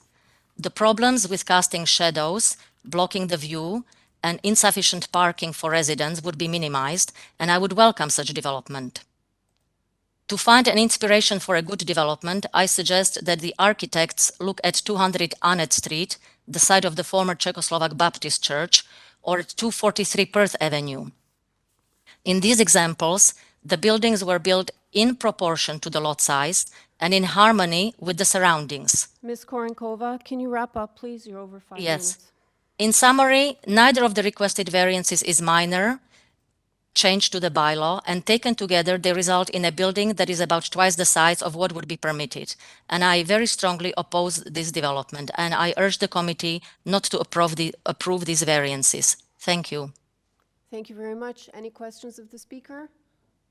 Okay, seeing none. Thank you, Ms. Korenkova. Mr. Fain, are you there? Yes, can you hear me? Yeah, we can. So we're resetting the clock. So can you rebut just to the issues raised? Yes, I'd like to first point out that the slide that the neighbor presented is quite misleading and does not represent the actual massing of the building. This is really a false representation of what the building is, and I urge the neighbor to look at the drawings and understand that we've really strategically shaped this building to be extremely sensitive to the neighborhood by cutting courtyards out of the building, stepping back terracing at the rear, which entirely fits within the bylaw. The other point I'd like to make with respect to this image is that we've done extensive shadow studies to support that the height that we're requesting is virtually identical to the shadows that we cast with an as of right condition. So we've done extensive comparisons between an as of right condition and our proposed condition, and planning staff have supported our position that it would be virtually identical. We'd like to also point out a really key point is that there are buffers between the property at 1650 and the properties both on Osler and on Edwin. There's a driveway, there's a shared driveway. If you look at the site plan, which separates 1650 from the adjacent properties on the east by more than 4 meters. So there is a lot of transitioning. There's a lot of thought about scale, setbacks, privacy, and access to daylighting. I'd like to just shift in terms of the parking discussion, because that's a really important point. We want to stress that this is a transit-oriented development within 1 kilometer of a major transportation network. An important point is that planning staff, transportation planning, ECS, all support the reduced parking ratios. And we've done extensive analysis through our traffic engineer to support the reduced minor variances. Planning staff also realized that the bylaws are going to be changing in terms of these kinds of developments for reduced parking. And the third point, which I'd really like to stress, is that there is a lot of challenges to have a lot of parking or to meet the bylaw in terms of parking here. And providing an underground garage parking would not fit in with the sustainability goals that we've tried to accomplish with this particular development.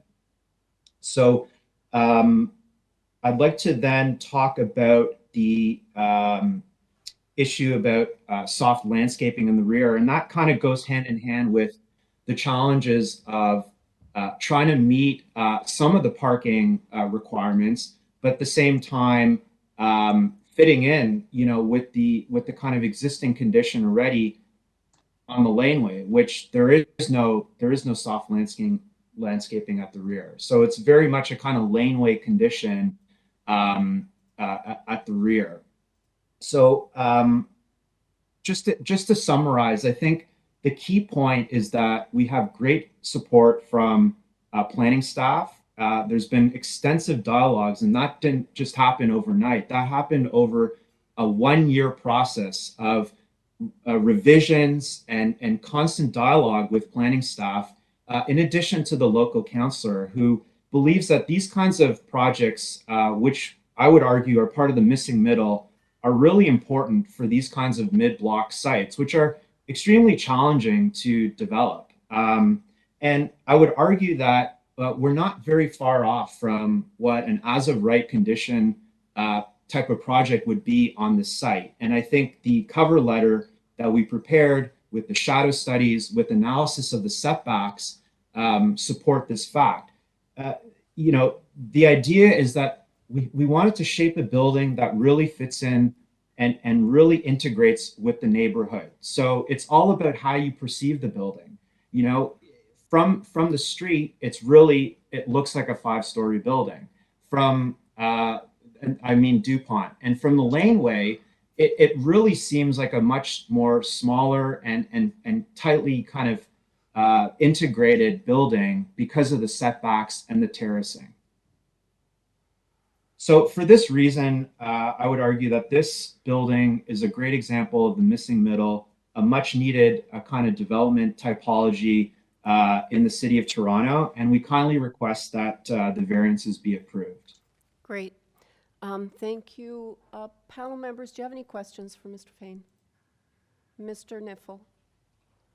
Yes, thank you. I think there's much about this application that's commendable. I applaud the sustainability objective, using wood. Great, terrific ideas, and I'm really pleased to see that. The two areas of concern that I have are the lack of any kind of setback from adjacent residential uses, and also the lack of a provision of a landscape buffer adjacent to the residential uses. Can we go back to the plan that was just on the screen for a second?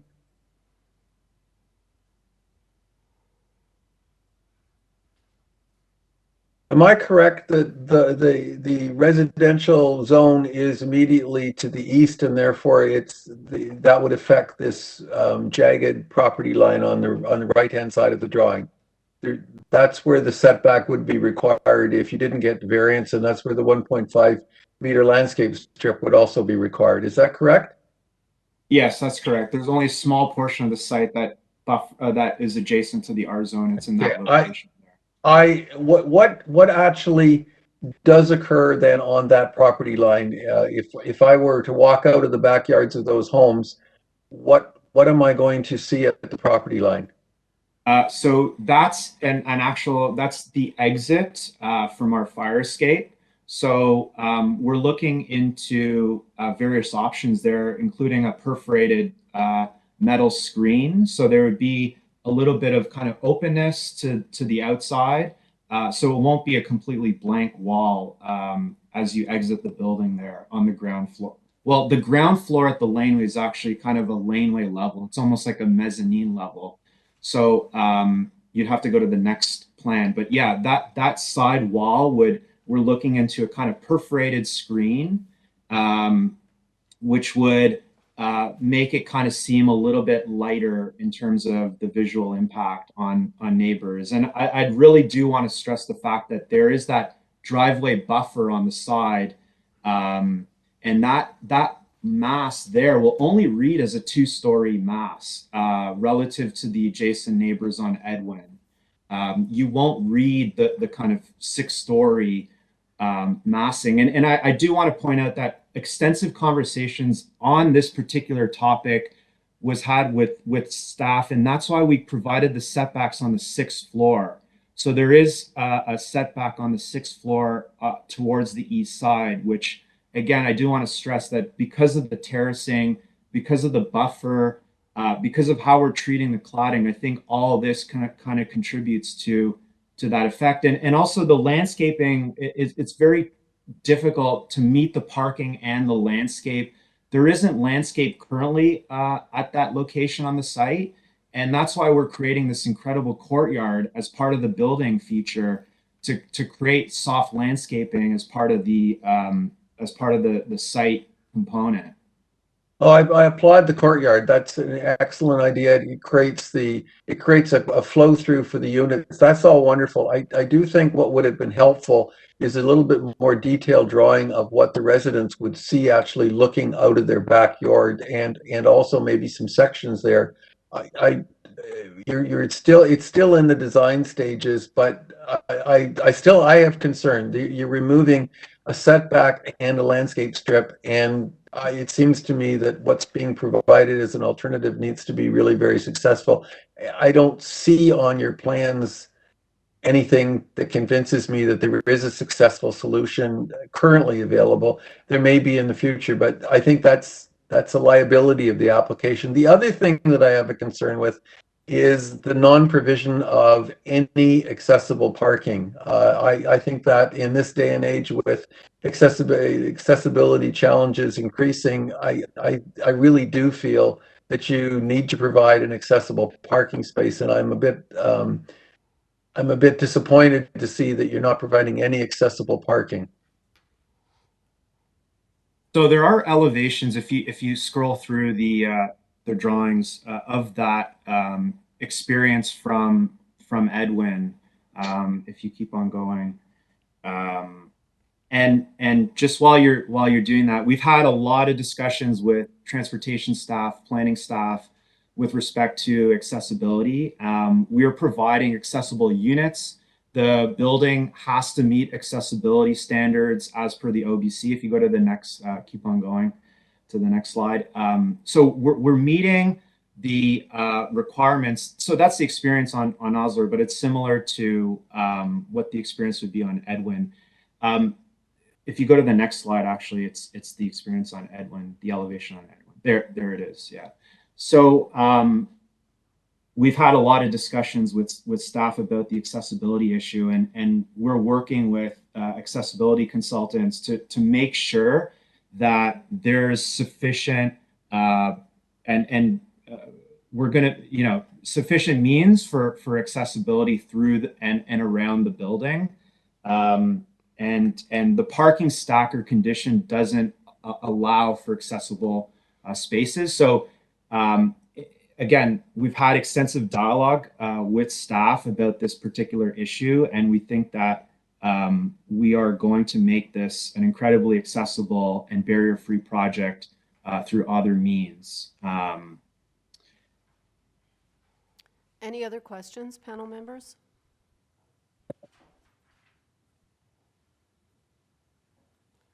Okay, I'm not seeing any other questions. We'll take it into committee. Any comments? Mr. Cheng. Yes, so I basically agree with Kyle's comment about specifically about parking issues. I think the applicant mentioned about it's not very environmental friendly to do underground parking or provide any parking, but I think there are ways to work it out at the back, and any human activities is can be balanced with the outcome of what you are impacting to the world. And I think the upfront cost of environmental issue and the long-term trouble created in the neighborhood is I think it's worth creating some parking here. But overall, I think the building was very well designed. And I also see that for Dupont, basically this strip between the train tracks to Campbell, it's like I consider that as a zone, as a corridor of intensification. This applicant is, I would say, very brave to start the project on the other end of this corridor. And I think the design was really great. It's just the parking is kind of holding me back. I don't know if I can approve everything except the parking. Okay, anyone else?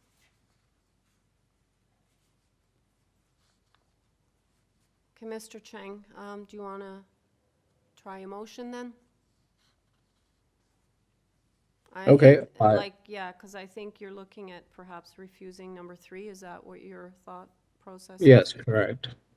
So if that's possible, I'll make a motion based on what we have discussed. I would like to approve the application except item number 3, which the applicant will have to resolve the parking with the planning. And then we do have forestry condition number 1, and we have a transportation condition also in the April 28th report. All right. Yes, please include those two as well. Okay, panel members, so the motion is to approve the application, including forestry condition 1, the transportation report conditions, but to refuse variance number 3. And that's moved by Mr. Cheng. Do I have a second? Hang on one second, Carl. Wait. I think there's a mistake on the forestry. Yeah, Oh, is there? Yes. It's 2 and 3. Through you, Madam Chair, it's number 2 and 3. Sorry about that. Yeah.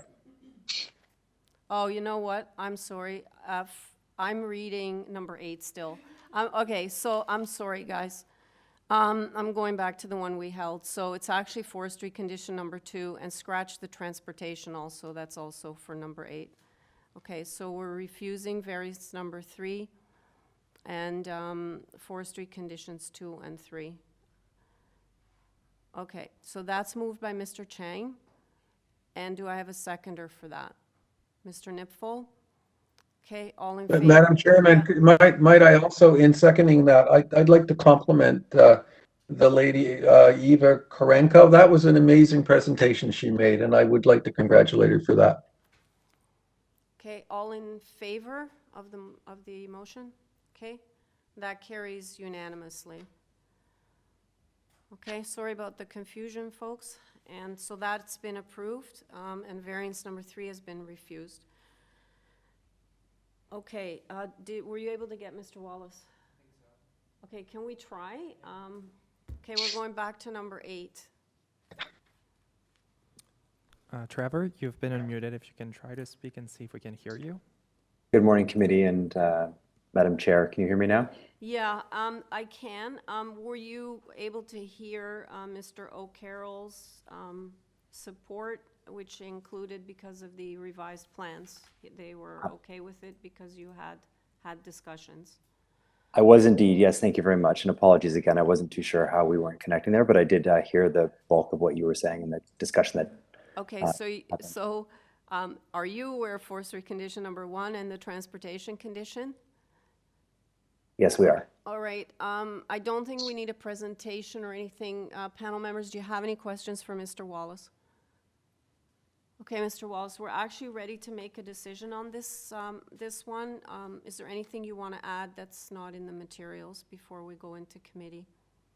Nope. As always, thank you for your time in reviewing the content, and we do hope that this is consistent with planning's objectives and the conversations that we've had with traffic and planning in the early stages of design development, as well as the conversations we've had with our neighbors in anticipation of the application, all sort of point towards a well thought through application that's considerate of the city's intent and the neighbors around us. All right. Well, glad we were able to get a hold of you, so let's take it into committee for a decision. Ms. Hayes. Thank you. Having reviewed all the materials on file and the cover letter speaking to the discussions and the amendments as part of those discussions, I think that what's being proposed here is really a minor addition to the site. I think it's reasonable. I think it's appropriate.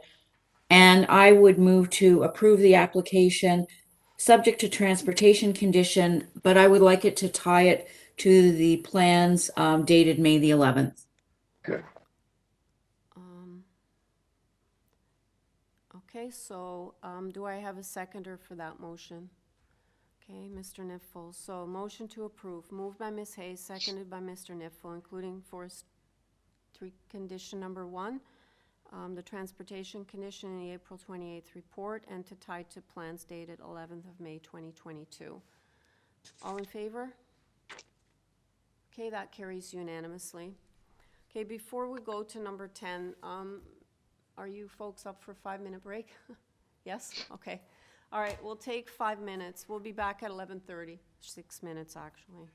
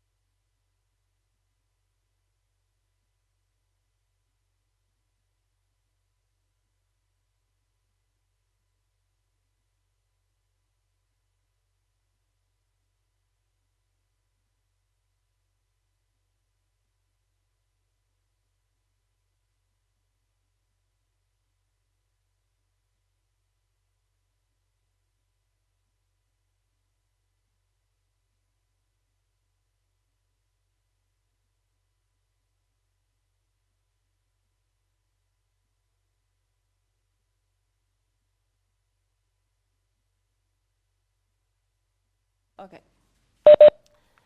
All right, the next item is 14 Kensington Place. Okay, hopefully Carl and Aaron will come in. Otherwise, there's 3 of us, so let's go ahead. Okay, 14 Kensington Place. We have before us a copy of the plan of survey, site plan, floor plans, and elevations. We have revised plans, site plans, floor plans, and elevations. We have an updated zoning waiver from Mr. Begay, the agent, as well as a covering letter. Okay, I don't show any opposition speakers. Do we have the agent on the line?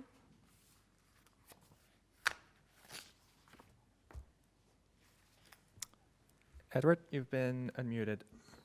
Yep. Thank you so much. Hi, can you just identify yourself for the record, and then can you just confirm that you are amending the application? My name is Edward Begay. I'm the applicant, the engineer. And yes, yeah, I'm amending it. So we did the changes that the staff required, and we kind of on that. So I just need to confirm, sir, for the record, because the notice went out with the original variances. So you, variance number 1, you're changing it to 14.74 square meters. Is that Yeah, that's right. Okay, variance number 2 is 130.30 square meters, which is 1.99 times floor space index. I confirm that's right. Okay, and then the purpose, I believe, also changes to 1-story rear addition. Is that correct? Yes, I confirm that. Okay, so it's changing from a 2-story rear addition to a 1-story rear addition. You're right. Okay. I confirm. Yeah. Okay, sir, I don't have any opposition speakers. I don't think we need a presentation, but panel members, do you have any questions for the agent? Okay, sir, we don't have any questions. We're ready to take this into committee for a decision. So we'll be looking at the application as amended. Do you have anything you want to add that's not in the submissions? No, thank you so much. Okay, panel members, we're in committee.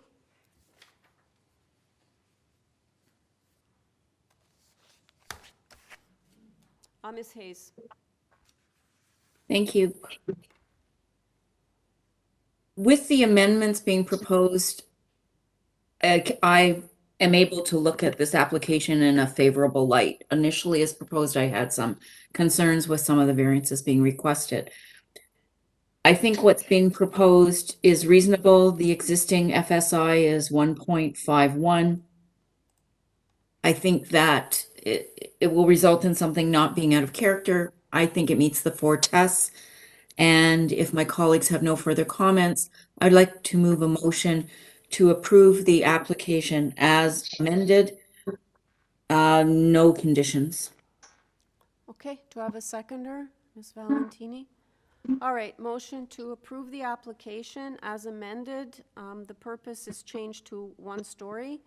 Variance 1 is 14.74 meters square. Variance number 2, 130.30 meters square, which equals 1.99 times coverage. That's moved by Ms. Hayes, seconded by Ms. Valentini. All in favor? Okay, that motion carries, and Mr. Chang did not participate. He was absent. Actually, let me write that down. Okay, so the next item is item number 11. Did we lose Aaron by any chance, or totally? Yeah? Okay. All right, the next item is item number 11, 141 Simpson Avenue. We have before us a copy of the plan of survey, site plan, floor plans, and elevations. We have 2 form letters in support from 139 and 143, both adjacent neighbors. And do we have the agent on the line? Tom Sprague here. Can you hear me? We can. Yes, okay. Yeah. Alrighty, we don't have any speakers. I don't think we need a presentation. Any questions, panel members? We have 1 variance before us for floor space index. Okay, Mr. Sprague, we're ready to go into committee. Is there anything you want to add before we do so? Yeah, well, I'll just very, very briefly. Presently, just for the committee's information, there's no access from the first floor within the house to the basement. You have to go outside and use some stairs going down the back. So the purpose of this is to build a very, very small addition that would allow them to get down from the first floor to the basement as it is. It is very minor. I mean, we're just adding a couple percentage in terms of area. It's 40 square feet or so. And so it's very, very minor. And both the neighbors, as you mentioned before, are supportive. So I do feel it's minor, and it's certainly an appropriate development for the house. So. Okay, thank you. Let's take it into committee, panel members. Ms. Valentini. Thank you. This is, in my view, a very minor variance. It is a very small addition. I did note that the existing FSI is already significantly over what's permitted. It's at 1.03. We're only going up by, I think I noted 3.96 square meters. So, and we've got neighbors' support. So I'd like to bring a motion forward for approval. In my view, this meets the 4 tests and there are no conditions. Okay, Ms. Hayes, you're seconding. All right, motion to approve, moved by Ms. Valentini, seconded by Ms. Hayes. All in favor? Okay, this carries unanimously. Thank you very much. Item number 12, 58 NAIRN Avenue. We have before us a copy of the plan of survey, site plan, floor plans, and elevations. We have a report from planning, and I believe they're asking for refusal of variance number 4. We don't have any opposition speakers. Do I have the agent on the line? Glen, you've been unmuted. Hello, good morning. It's Glen Rupinoff. I'm agent for the owner. Good morning. Panel members, do you have any questions for Mr. Rubinoff? Ms. Hayes. I'd like to understand, in view of planning's report, can you please give us your comments on why you think that in the context of that report, in the context of, I couldn't see any others in the area. What's your response, please? Thank you. Thank you. Through you, Chair, this is an application for a rear detached garage with a platform deck, a sun deck on top. It's backing onto a laneway, which is a laneway which is going to see laneway homes start to pop up in this area, these 2-story type of detached secondary suite dwellings. The client spoke with all the neighbors in the area because they've been there for long term, and none of the neighbors had any concerns expressed with regards to them making use of what I would say is a amenity space for them, considering it's in the city. It's a relatively skinny lot, fairly typical in the area. I just think that a lot of the concern expressed is not with a deck that's adjacent to other people's homes. It's at the back of the property. There just hasn't been much development on the laneway as of yet, but there will be. And I think the impact of a laneway home with a balcony will be more impactful than anything we're proposing here today. This is just simply a space for them to enjoy the backyard. This is their, shall I say, their cottage space in the backyard because they live in the city, and being able to use a rooftop space where currently the impact is really negligible to pretty much everyone in the area. I think that there's concern about overlook, but none of the neighbors have any concern by planning about overlook. But it is only about 9 feet off the ground. It's not a high balcony. It's not something that's going to have much impact. The other thing I would point out is they're prepared to do some planting along the perimeter of the rooftop to allow for some additional greenery up there, and just to use it on occasion. It's not for any other purpose, and it's certainly not going to have any negative impacts that I can see, considering the fact that it is a fairly deep lot, and it is a fair distance from any adjacent neighbors who might might look at it as, oh, I can see a deck over there. It would be something in the distance. So I understand when planning makes a comment with regards to overlook impacts. I think in a detached garage at the back, I really don't see that as being much of a impact versus a deck in the backyard. I mean, obviously they are respectful and their neighbors have no concerns. So I feel that this is a minor variance, and that's really what I wanted to say. Okay, any other questions, panel members? Okay, Mr. Rubinoff, I don't see any other questions. We're ready to take it into committee. Is there anything else you want to add that's not in the materials before we make a decision on this? No, I think it's pretty straightforward. Thank you. Okay, thanks. All right, panel members, let's take it into committee. Mr. Nipfel. Madam Chair, I think the applicant makes a good point that with laneway suites perhaps providing a second floor, there's a potential of overlook, but we're going to have to look at those privacy concerns on a one-by-one basis. This is a large area on the roof of a garage. I think the planning department's comments are valid. The concern that they raise is a potential overlook problem. And there's no guarantee that the property won't be sold and that the subsequent owner, in fact, wouldn't use that large rooftop area for uses that would be disturbing to the neighbors. I support the planning department's position, and I'm particularly convinced by the fact that they say that the rooftop deck would not support the intent and purpose of the bylaw. So I'm prepared to support the application, but I'm not prepared to support variance number 4, which provides for the platform on top of the ancillary building. Mr. Cheng? I have a question, like would adding a privacy screen a solution for this item number 4? Or you think it's not appropriate? Like the actual deck is not supposed to be here, or is it just a privacy?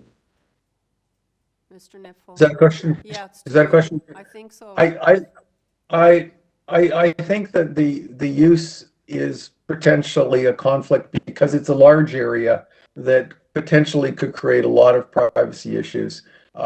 In this case, privacy screen would make it better, but I'm concerned that the planning department is saying that the use of a deck at all in this area of that size would not maintain the intent and purpose of the bylaw, and I'm inclined to agree. If in fact it was a laneway suite, we might be dealing with a small little balcony or another area, but it wouldn't be this size. I think that the size of the roof gives me some cause for concern, and although privacy screens would help a bit, I'm not convinced that that's a good solution in this case. Okay. Any other comments, panel members? Okay. Well, I'm going to need a motion. Mr. Nipfel? Madam Chairman, I would like to move approval of the application, but without variance number 4. I think the other aspects of the application are reasonable and consistent with the neighborhood and pose no problems, but I do believe that the rooftop deck is a problem in this case, and therefore I'm not recommending variance number 4. Okay, do I have a seconder for that? Okay, that's seconded by Ms. Valentini. So the motion is moved by Mr. Nipfel, seconded by Ms. Valentini to refuse variance number 4, but approve all other variances. All in favor? Okay, that carries unanimously. Thank you. Item number 13, 98 Evelyn Crescent. We have before us a copy of the plan of survey, site plan, floor plans, and elevations. Forestry is asking for condition number 1. We have 7 form letters in support from residents on Evelyn, including number 96, which is the adjacent neighbor. And 104 came in the supplemental, also in support. Okay, do I have the agent on the line? Yes, you do. Can you hear me? I can. Can you just identify yourself for the record? My name is Mary Ellen Lynch from Lynch and Comiso Architects, and I'm the agent for the owners. Okay, panel members, we have 2 variances before us. Do you have any questions for the agent? No? Okay, I don't see any questions, so we're ready to take it into committee to make a decision. Is there anything you'd like to add that's not in our materials? I think it's pretty straightforward application. I'll just clarify that on variance number 2, it's an existing garage and existing parking space size, so there's really no change there except for the fact that we're renovating the roof of the garage. And on item number 1, I will also just speak to the fact that the sum total of the addition is only 3 square meters. So we're changing that percentage from 75.5% to 77%. So it's very small increase. Well, thanks for the clarification. Panel members, let's take it into committee for a decision. Ms. Hayes? I think this is indeed minor. The parking space width, as noted, represents a existing condition. The addition or the new porch changes by 3 square meters. So indeed, very minor. No greater impact. I think is appropriate. Meets the 4 tests. And I'd like to move a motion to approve the application subject to forestry condition number 1. All right. Do I have a seconder? Ms. Valentini. So motion to approve moved by Ms. Hayes, seconded by Ms. Valentini, including forestry number 1. All in favor? Okay, that carries unanimously. Item number 14, 101 Delaware Avenue. We have before us a copy of the plan of survey, site plan, floor plans, and elevations. No other correspondence, no opposition speakers. And do I have the agent online?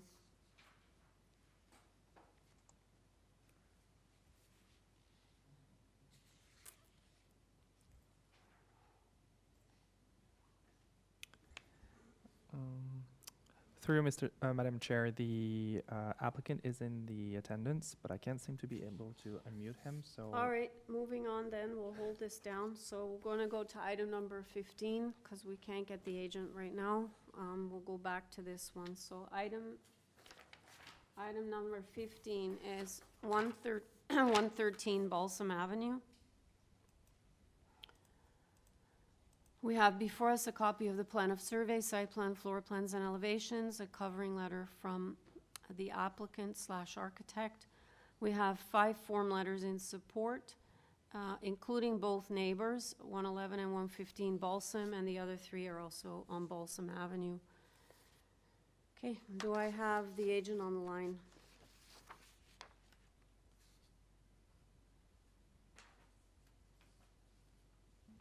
Michael, you've been unmuted. I think I'd. Hi, Michael? Okay. I think it's a pretty straightforward application. It's primarily an interior renovation. There's currently a substandard garage that's inside the basement with a kind of a chicane and a low ceiling height. So we're going to underpin the basement, put some additional housing in there. The only portions that extend past are a small light well in the back, and we need to put a new door on the front that provides access. The variance is for a smaller than standard parking space. As you can see on the site plan, there's a pretty large garage with a very significant a large driveway, and so the site has enough parking without having a full-size parking space inside. And we spoke with transportation and community planning. No one had any issues with the smaller than standard parking space. Okay, panel members, any questions on this one? We have 1 variance before us. Ms. Valentini? Just a quick question. I mean, I don't have concerns with this application, but is the garage size getting smaller, or is that just existing? It was always a substandard size garage. It is getting smaller. It had a kind of chicane in it. Oh, okay. It wasn't really ever used as a garage. Maybe at some point it wasn't recently used as a garage. So. Okay, fair enough. Thank you. Any other questions, Mr. Niffel? You're muted. I'm a bit confused by what's proposed. The existing basement plan shows a garage. I mean, can we confirm that is true, is it? And then, Yes. okay, and then if you go to the proposed basement, I don't understand that drawing. There's a small garage at the front. That's keep going down to the proposed. That one's on Yeah, the okay. No, next. That one, whoa, yeah.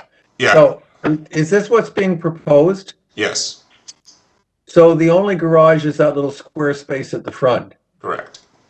And it's not going to be used as a garage, or it is going to be used as a garage? We can fit a small car in there, but we can't fit like a regular sized car in there. Like a smart car? Like a smart car. Okay, and so there's a wall then between it and the recreation room, but then the small garage area will spill over into the storage area, and that. So in fact, the operable garage is the whole front of the basement, correct? Yeah, I mean the garage. I guess the storage area could be considered part of the garage. It's just a place for garbage rooms and bikes and things. Okay, thank you very much. There's a significant driveway in the front, so the driveway will maintain. We'll have enough space to park a car, a full size car. Yeah, I don't have any difficulty with it. I wasn't clear on the small garage, but thank you. That's very helpful. Any other questions, panel members? Okay, sir, we're ready to take it into committee. Anything you want to add that hasn't already been said? No. Okay, great, thanks. Let's take it into committee for a decision, panel members. Ms. Valentini? Thank you. I feel this meets the 4 test for a minor variance. Sounds like the existing garage probably was not being used in any event, and there is parking in the front with the driveway there. I have no concerns with this application, even though they're making the garage size smaller. It doesn't sound like it was that functional in any event for a car. So I'd like to bring a motion forward for approval of the application, and there are no conditions. Okay, do I have a seconder? Ms. Hayes? Okay, motion to approve, moved by Ms. Valentini, seconded by Ms. Hayes. All in favor? Okay, this carries. Do we have, yeah, you've got, okay, we're going back to item 14, panel members.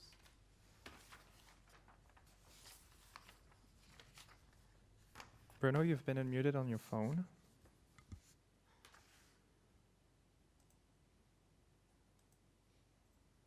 No way.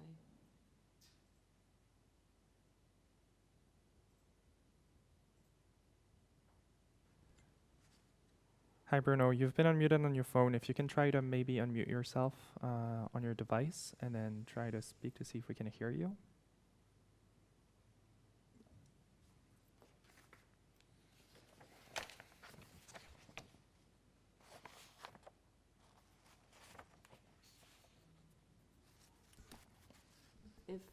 If you're still having issues, I'll keep going. Okay. Yeah? He's not there, right? Or, well, they pick up the phone. Okay, I'm gonna keep going. Let me know when you really hear him. Okay. All right. Okay, folks, sorry, going to number 16. All right, number 16, 18 Glen Eden Crescent. We have before us a copy of the plan of survey, site plan, floor plans, and elevations. And forestry is asking for condition number 2. Or did I say item 18? 16 is what I meant. Okay, I don't have any opposition speakers. Do I have the applicant on the line? Lewis, you've been unmuted. Members, I'm here. 18 Glen Eden. Hi. I don't think we need a presentation, sir. Let me see if the members have any questions. Thank you. Okay. Panel members, any questions? No? Okay. We don't have any questions for you, Luis. Is there anything you want to add that's not in the submissions before we take it into committee? I think we tried our best to just add a second story, which caused, some minor variances we feel for the area, and just happy to hear your opinions and thoughts. Okay. Panel members, let's take it into committee for a decision. Ms. Hayes. Thank you. I think what's being proposed, and although there are a number of variances, I think cumulatively they're appropriate, they're minor. The length of the building in comparison to the neighborhood context is not out of line. 0.1 FSI is minor. I'm not concerned with respect to the encroachment of the front porch. I think the height variance is very minor, and the rear balcony size is not above what we're seeing now. But I would like to, I think there may be some overlook issues. So I would like to move a motion to approve the application subject to forestry condition number 2. I just want to double check the balcony situation if there's overlook. And screening on the sides of the balcony to a minimum of 1.5 meters. Okay. Do I have a seconder for that motion with the condition for screening, Mr. Chang? Okay, so motion to approve, including forestry number 2 with condition for screening to 1.5 meters on the sides of the balcony. Moved by Ms. Hayes, seconded by Mr. Chang. All in favor? Okay, this carries unanimously. The application's been approved with that condition. Any luck, or I'm going to keep going? No? Okay. All right. The next item is item number 17, 84 Freighter Avenue. We have before us a copy of the plan of survey, site plan, floor plans, and elevations, revised site plan, floor plans, and elevations, tree inventory, as well as email correspondence from Mr. Trotter, the agent. We have a staff report from planning, and it cites changes, so we'll have to have amendments to to what's before us, but the proposed amendments are in line with what planning was looking for. And we have a transportation report. I believe they're looking for refusal variances 8 and 9. Correspondence expressing a concern from number 86, which is adjacent. And we have opposition from several residents on Freighter Avenue. So do I have the agent on the line? Andrew, you've been unmuted. And would you like me to go ahead? Yeah, just state your name for, I know it's you, but just state your name for the record. Oh, yeah, I said, Andrew Trotter, 81 St. Clarence Avenue. Okay, we missed that part, so. Oh, okay. Yeah, sorry about that. Okay, I have a bunch of notes written down here, so I'm correct me if I'm wrong. Variance 1 goes to 49.5%, which is 88.83 meters squared. Yes. Variance number 2 goes to 13.74%, which is Sorry. 20. Can I interrupt? Sorry. Yeah. Just so this morning I got last night our final zoning notice, and it's in the late file, and I believe that staff can or someone can pick that out there. There's a zoning notice that was just sent in this morning. And basically, all we're asking for is 1 and 2, and everything else we're getting rid of: the parking, the roof deck, nothing we're keeping. So all we're asking for is the coverage to go from to the actually 88.76 square meters. Okay, hold on. I ran out of room here. I got so many notes, so. Yeah. Okay. Yeah. All right. So, okay. So variance 1, I'm sorry. How much is it? 87? It would 49.5% would be 88.76 square meters. Okay. And Number two Yeah. would be the ancillary building at 10% of the lot is supposed to be 10%, and we're asking for 13.71. So we've significantly reduced the ancillary building to the point that there's no soft landscaping requirement, I believe, in the rear yard, and everything else we're just scrapping. Everything to do with parking, the front yard, the roof, everything else is gone. So we're just asking for 1 and 2 of the revised notice from this morning. Okay, I'm sorry, just back to variance number 2, you said 13.71%. What's the square meters for that? 24.57 square meters. 24.57, okay. Yeah.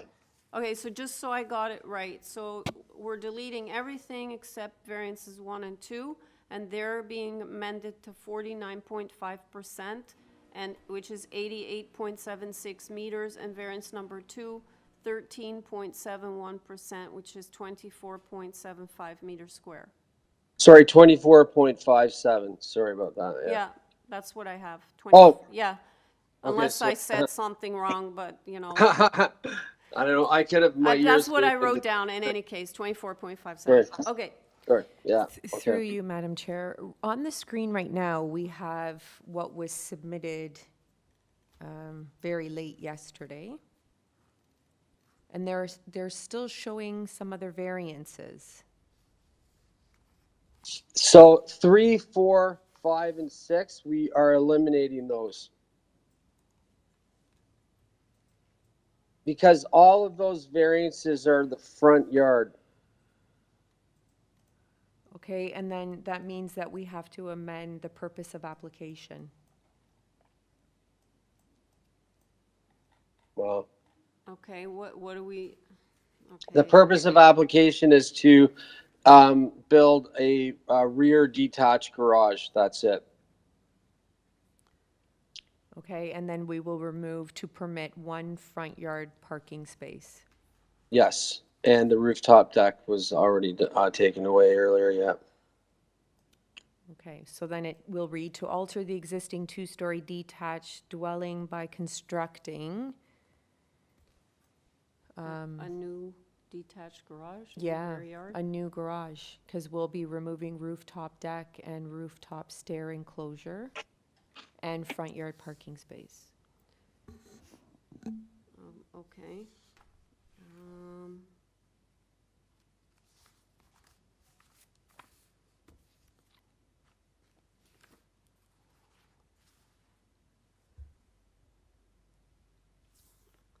Okay, Mr. Trotter, it might be easier if I have 1 speaker in opposition.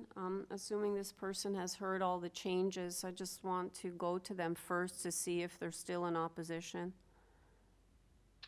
Sure. Yeah? Okay. Yeah. All right. Do you have them on the line?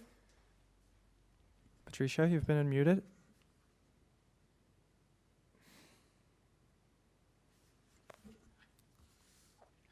Maybe you might have to unmute yourself on your device, but you've been unmuted on our end. Now? Yes, we can hear you. Okay. Hello. Good morning, everybody. I'm Patricia Romberg, and I'm here with my husband, Arthur Roth. Hello. Hi. And you're at 77 Freighter? We're at 77 Freighter, just southwest of 84. Okay. Have you been listening to the conversation? Yes, we have. Thank you. Okay, so basically everything's removed from the application. They are only proposing to construct a garage. So the only variances that are here are related to lot coverage, which have also been amended and reduced, but they relate to the garage. And is there any idea of what the setback from the west lot line would be? I can, I will ask Mr. Trotter to address that. Is there anything else that you have concerns over that you want me to have him answer for you? Yes, I'd like to inquire. This is Arthur Roth speaking. I'd like to inquire about the fact that the front is now basically a de facto parking spot. but it's not zoned as such, as far as you know. as far as I know. Okay, that would be handled through like transportation enforcement.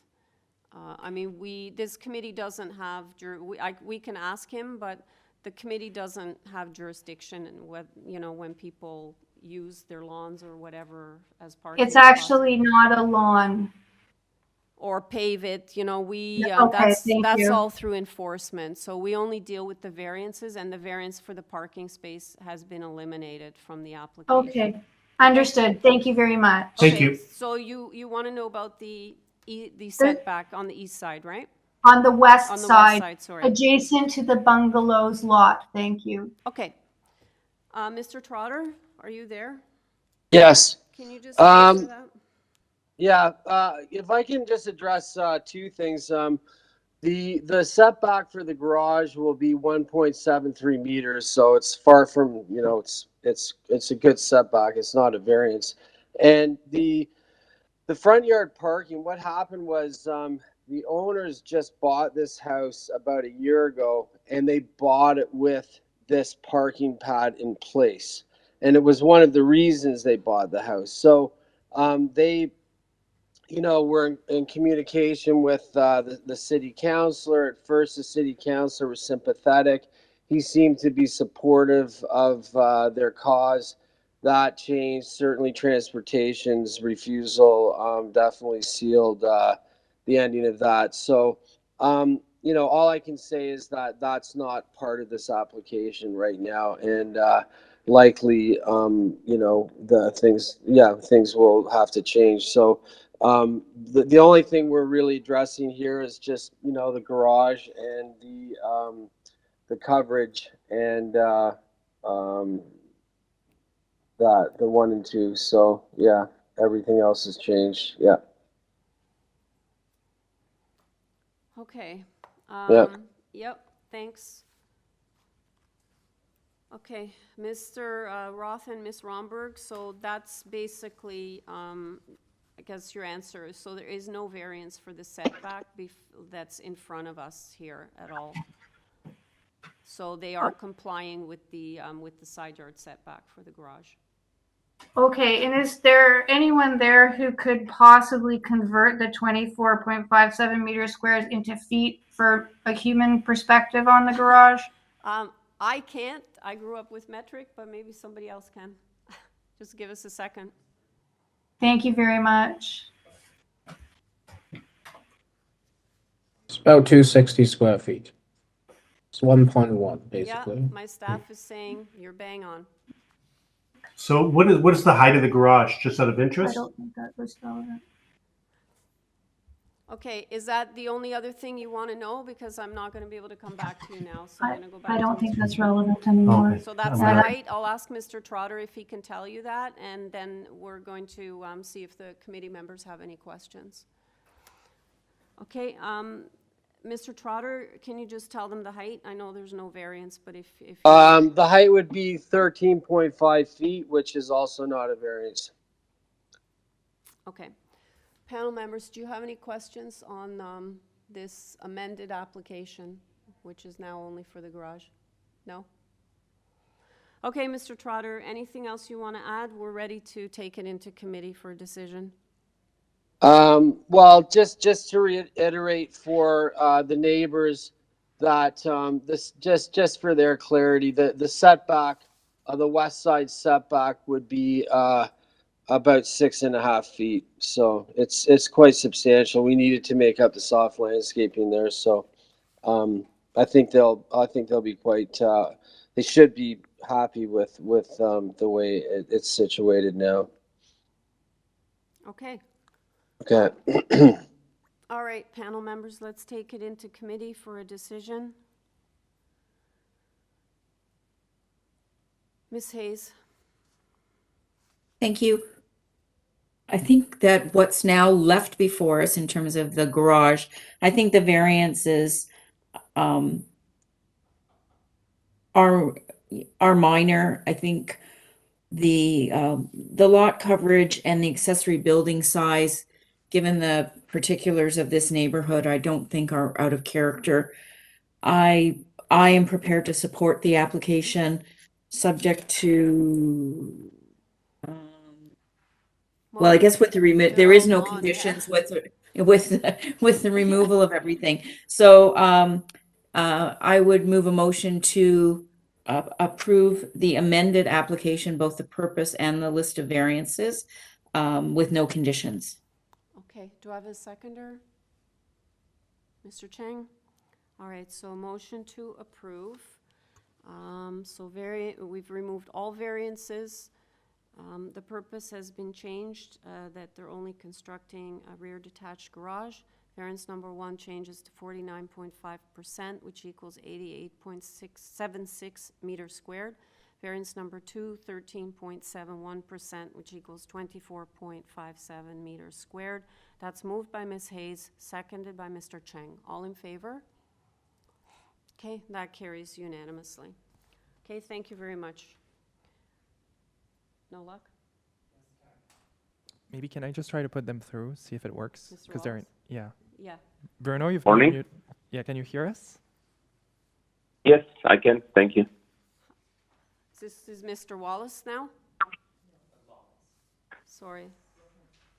Now, like, we're doing Delaware, sorry, I'm confused. Where, item? Yes, 101 Delaware, number 101 14, correct. Delaware. Okay, Mr. Lopez, sorry. Yes, we Okay. finally made it. Yeah, just give me a second here to get organized now, because, okay. All right, so we have no opposition speakers. We just have plan of survey, site plan, floor plans, and elevations. We don't have any other correspondence before us. And we have 2 variances before us. I don't think we need a presentation. Any questions, panel members? Okay. Mr. Lopez, we're ready to take it into committee. Anything you want to add before we do so? Not really, just this is a very straightforward application. I was a couple of weeks ago to the next door neighbor, which was 99, under the same exact conditions. So we're just following up with the garages on the neighborhood. It's very simple. Alrighty. Panel members, let's take it into committee for a decision. Mr. Nipfel? Can't hear you again. As the applicant indicated, this is a very straightforward application. The variances are extremely minor, and there's been consultation with the neighbors. There's no objections. I'd like to move approval without condition. Okay, do I have a seconder? Ms. Hayes? Motion to approve, moved by Mr. Nipfel, seconded by Ms. Hayes. All in favor? That carries unanimously. All right, item number 18. 11 Brick Court. Okay, we have before us copy of the plan of survey, site plan, floor plans, and elevations, 5 photographs of the subject property, and we have TRCA correspondence. There's no concerns. They just have to go through the permit process, the standard permit process. No objection, speakers. Do I have the applicant on the line? Hello, good afternoon, Madam Chair. This is Hassan Roba. I am representing the owners of the property at 11 Brick Court. Hello, sir. Panel members, we have 1 variance before us for floor space index. Any questions for the applicant? Okay. Mr. Roba, we've read all the material. We're ready to make a decision on this. Anything you want to add before we take it into committee? No, all information was already included in the submissions. Okay. Panel members? Mr. Nipfel. Madam Chairman, I'm sorry, I do have a question. I'd like to know why the construction is proceeding. I gather it's currently proceeding. I'd like to know why it was undertaken without approvals and why it's continuing without approvals. The construction actually had stopped. It's not proceeding. It was stopped when the order to comply was issued by the building department. We hold on in all the construction. The owners did not proceed with any more work. The building permit application was already submitted now. It's in process, awaiting the Committee of Adjustment decision. And No construction is taking place at the moment, and the owners are aware of the situation. Thank you. Anything else before we go back into committee? Any other questions? All right. Okay, let's take it back into committee. Ms. Valentini.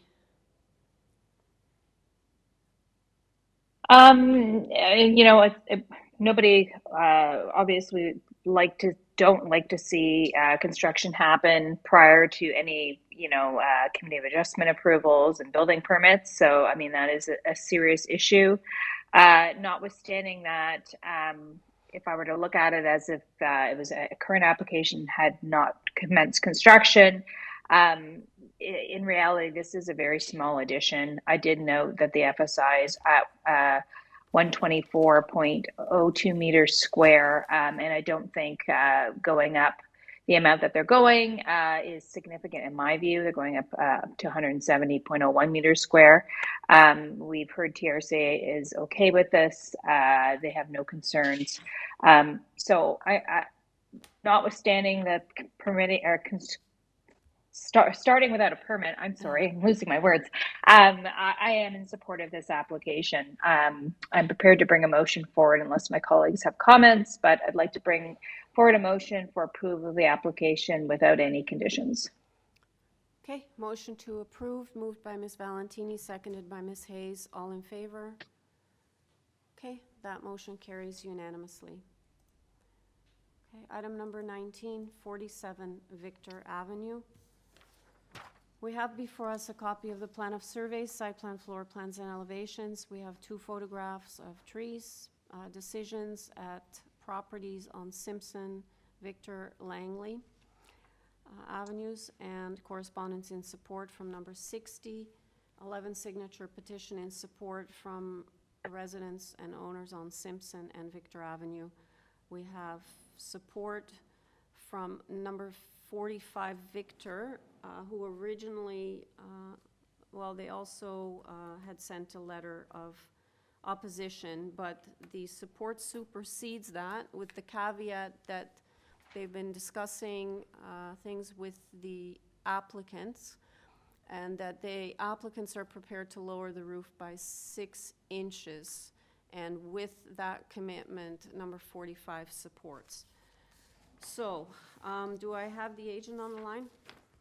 Yes, I'm here. And you are? Joseph Mazzatelli. Okay, hi.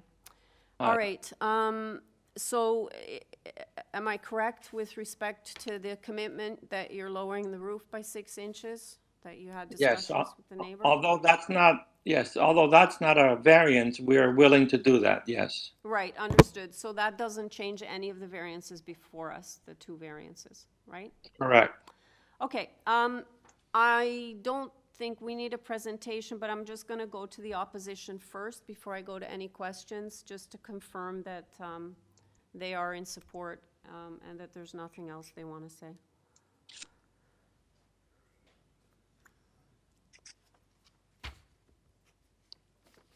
Oh, and this is also video? Leonard, you've been unmuted and you've been promoted to a panelist. So if you want to turn your video on, that is now an option for you.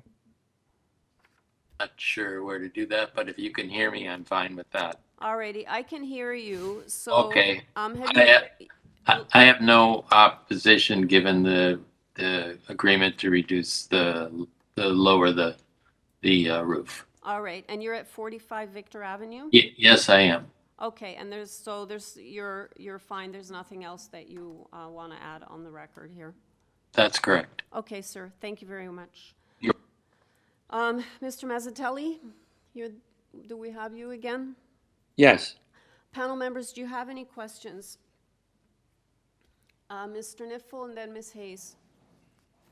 To the applicant, thank you, Madam Chairman. Would you be agreeable to providing privacy screening on the east and west edges of the 3rd floor deck? Yes, we can do that. Thank you. Ms. Hayes? Just to be able to solidify the agreement, is the applicant planning to submit revised drawings? that we could No, we would perhaps? ask that you approve this today. We believe it's minor variance and we meet the 4 tests of all the zoning. We have no objections from the city planner. We have support from the No, no, neighbors. I'm just saying with respect to the height of the roof.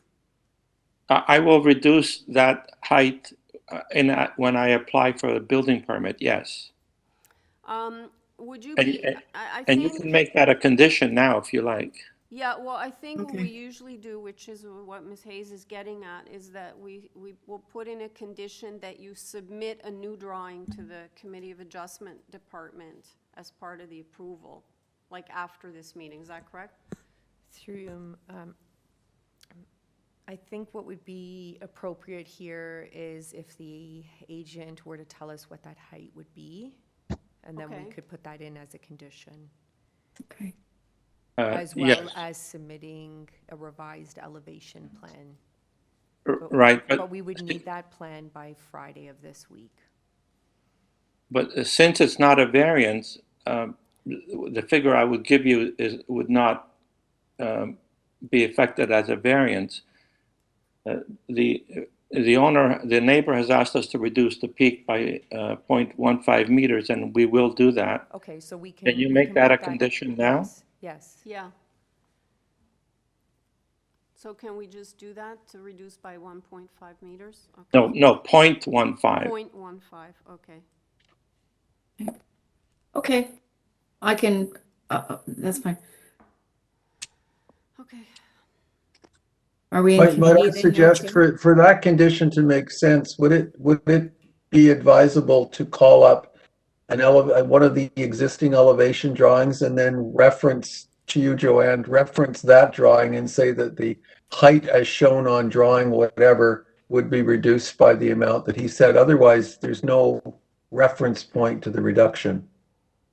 Well, unless we say to the peak of the roof of the addition. Well, you could reference drawing A7. Yep. Yeah. And then you could mention peak to be lessened. Yes. Peak to be lessened by 0.15 meters, please. Okay, that's fine. Yeah, I think that makes sense. Okay. All right. Okay. So are we in committee now, Madam Chair? Yeah, I believe so, unless there's anything you want to add, Mr. Mazzatelli. No, I'm good, thank you. Okay. All right, Ms. Hayes, go ahead. Okay. Thank you. I'd like to propose to move a motion to approve the application. I think the variances, as requested, are not out of context with other built form in the area. And I would move to approve the application subject to screening being installed to a minimum of 1.5 meters on both sides of the deck, and that the peak of the roof, as illustrated on drawing A7, be reduced by 0.15 meter. Okay, so that motion with those conditions is moved by Ms. Hayes, seconded by Mr. Cheng. All in favor of that motion to approve? Okay, that carries. Okay, the final item this morning is item number 20. 107 Lankin, and I believe Mr. Nipfel has an interest, so he's stepping away. We have before us a copy of the plan of survey, site plan, floor plans, and elevations. Forestry's asking for conditions number 1 and 2. I do not show any opposition speakers. Do I have the agent on the line? Brett, you've been unmuted on your phone.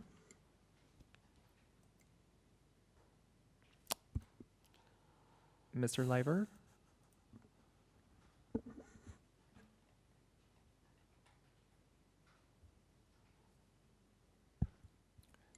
You might have to unmute yourself on your phone as well.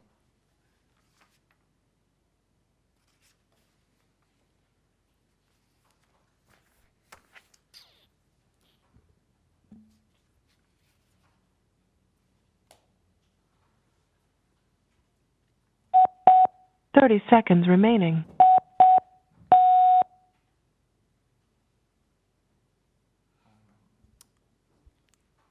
can I just try to call him back? It's the last one. It is? Go Okay. for whatever means you can get a hold of him.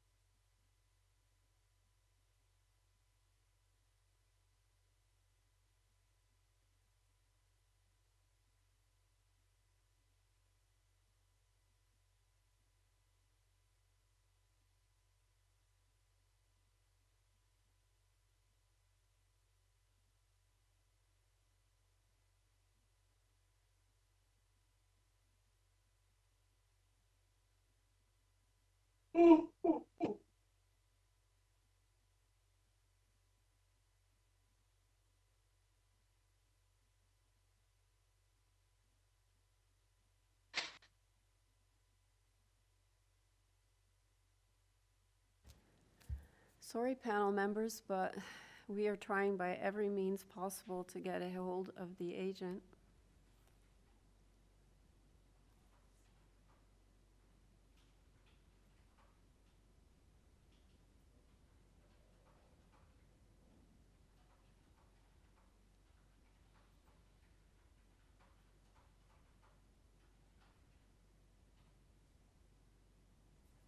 No?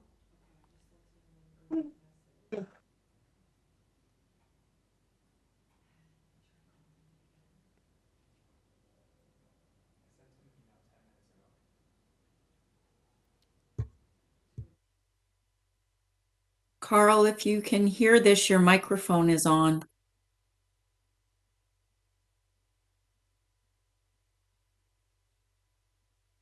Sorry.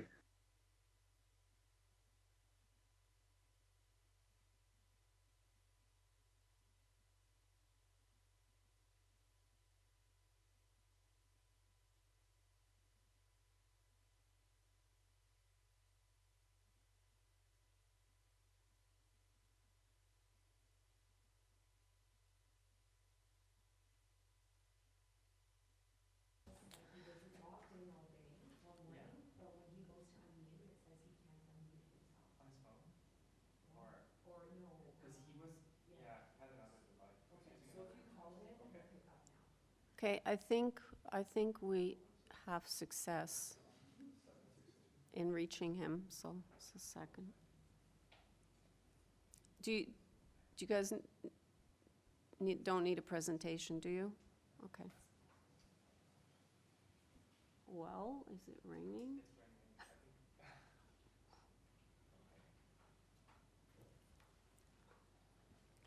Right, you've been unmuted. If you can just try to speak. See if we can. Hi there. Is that better now? Eureka, we can hear you. All right. Yeah, I've been logged in since 9:30 watching it, and I don't know why I couldn't talk. No way. No worries.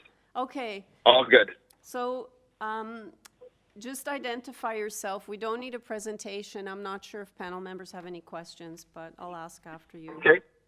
Identify. I'm Brett Liver from Accurate Designs, and address is 1215 Queensway Avenue East, Mississauga. Okay. Are there any questions, panel members, for the agent? Okay, I don't see any questions. Is there anything that you want to add that's not in the submissions before we go into committee and make a decision? Not at the moment, thank you. Okay. Sorry, Chair, I just have one question. Just Okay. on the FSI perspective, I didn't see anything in the submissions. Is this, I just like the applicant to comment whether or not the FSI is representative of other FSIs in the neighborhood. Yes, at 2,400 square feet for this house, it's a very common size of home in this neighborhood. We're not pushing the envelope. We're keeping the left side driveway and setback as existing, and we're actually increasing the right yard setback by 3 times. So as far as FSI is concerned, we've done the best we can with a lot of this size in this neighborhood. Okay, thank you. Just wanted that on the record. Thank you. Okay. Thank you. Any other questions before we go into committee? No? All right, we're in committee. I'm not sure, did I see your hand up, Aaron, when we thought we were going into committee? No? All right. Any comments, a motion? Ms. Hayes? Thank you. I just wanted to confirm with the applicant my understanding and observations about some of the other applications that have been before us in the area. I think what's being proposed here is appropriate. It's not out of character. The driveway condition is existing. They're not making any alterations to that. The lot coverage is not something that is uncommon in reimagining homes or new builds in the area. I think that what's being proposed meets the 4 tests under the Act, and I would be prepared to move a motion to approve the application subject to forestry condition number 1 and 2. Okay, do I have a seconder for that motion, Mr. Chang? All right, so motion to approve, including forestry 1 and 2, moved by Ms. Hayes, seconded by Mr. Chang. All in favor? Okay, that carries unanimously. Okay, so the morning session stands adjourned at 12:30 or recessed at 12:33, and we'll be back at 2 o'clock. Have a good lunch break, everyone. See you later. Bye.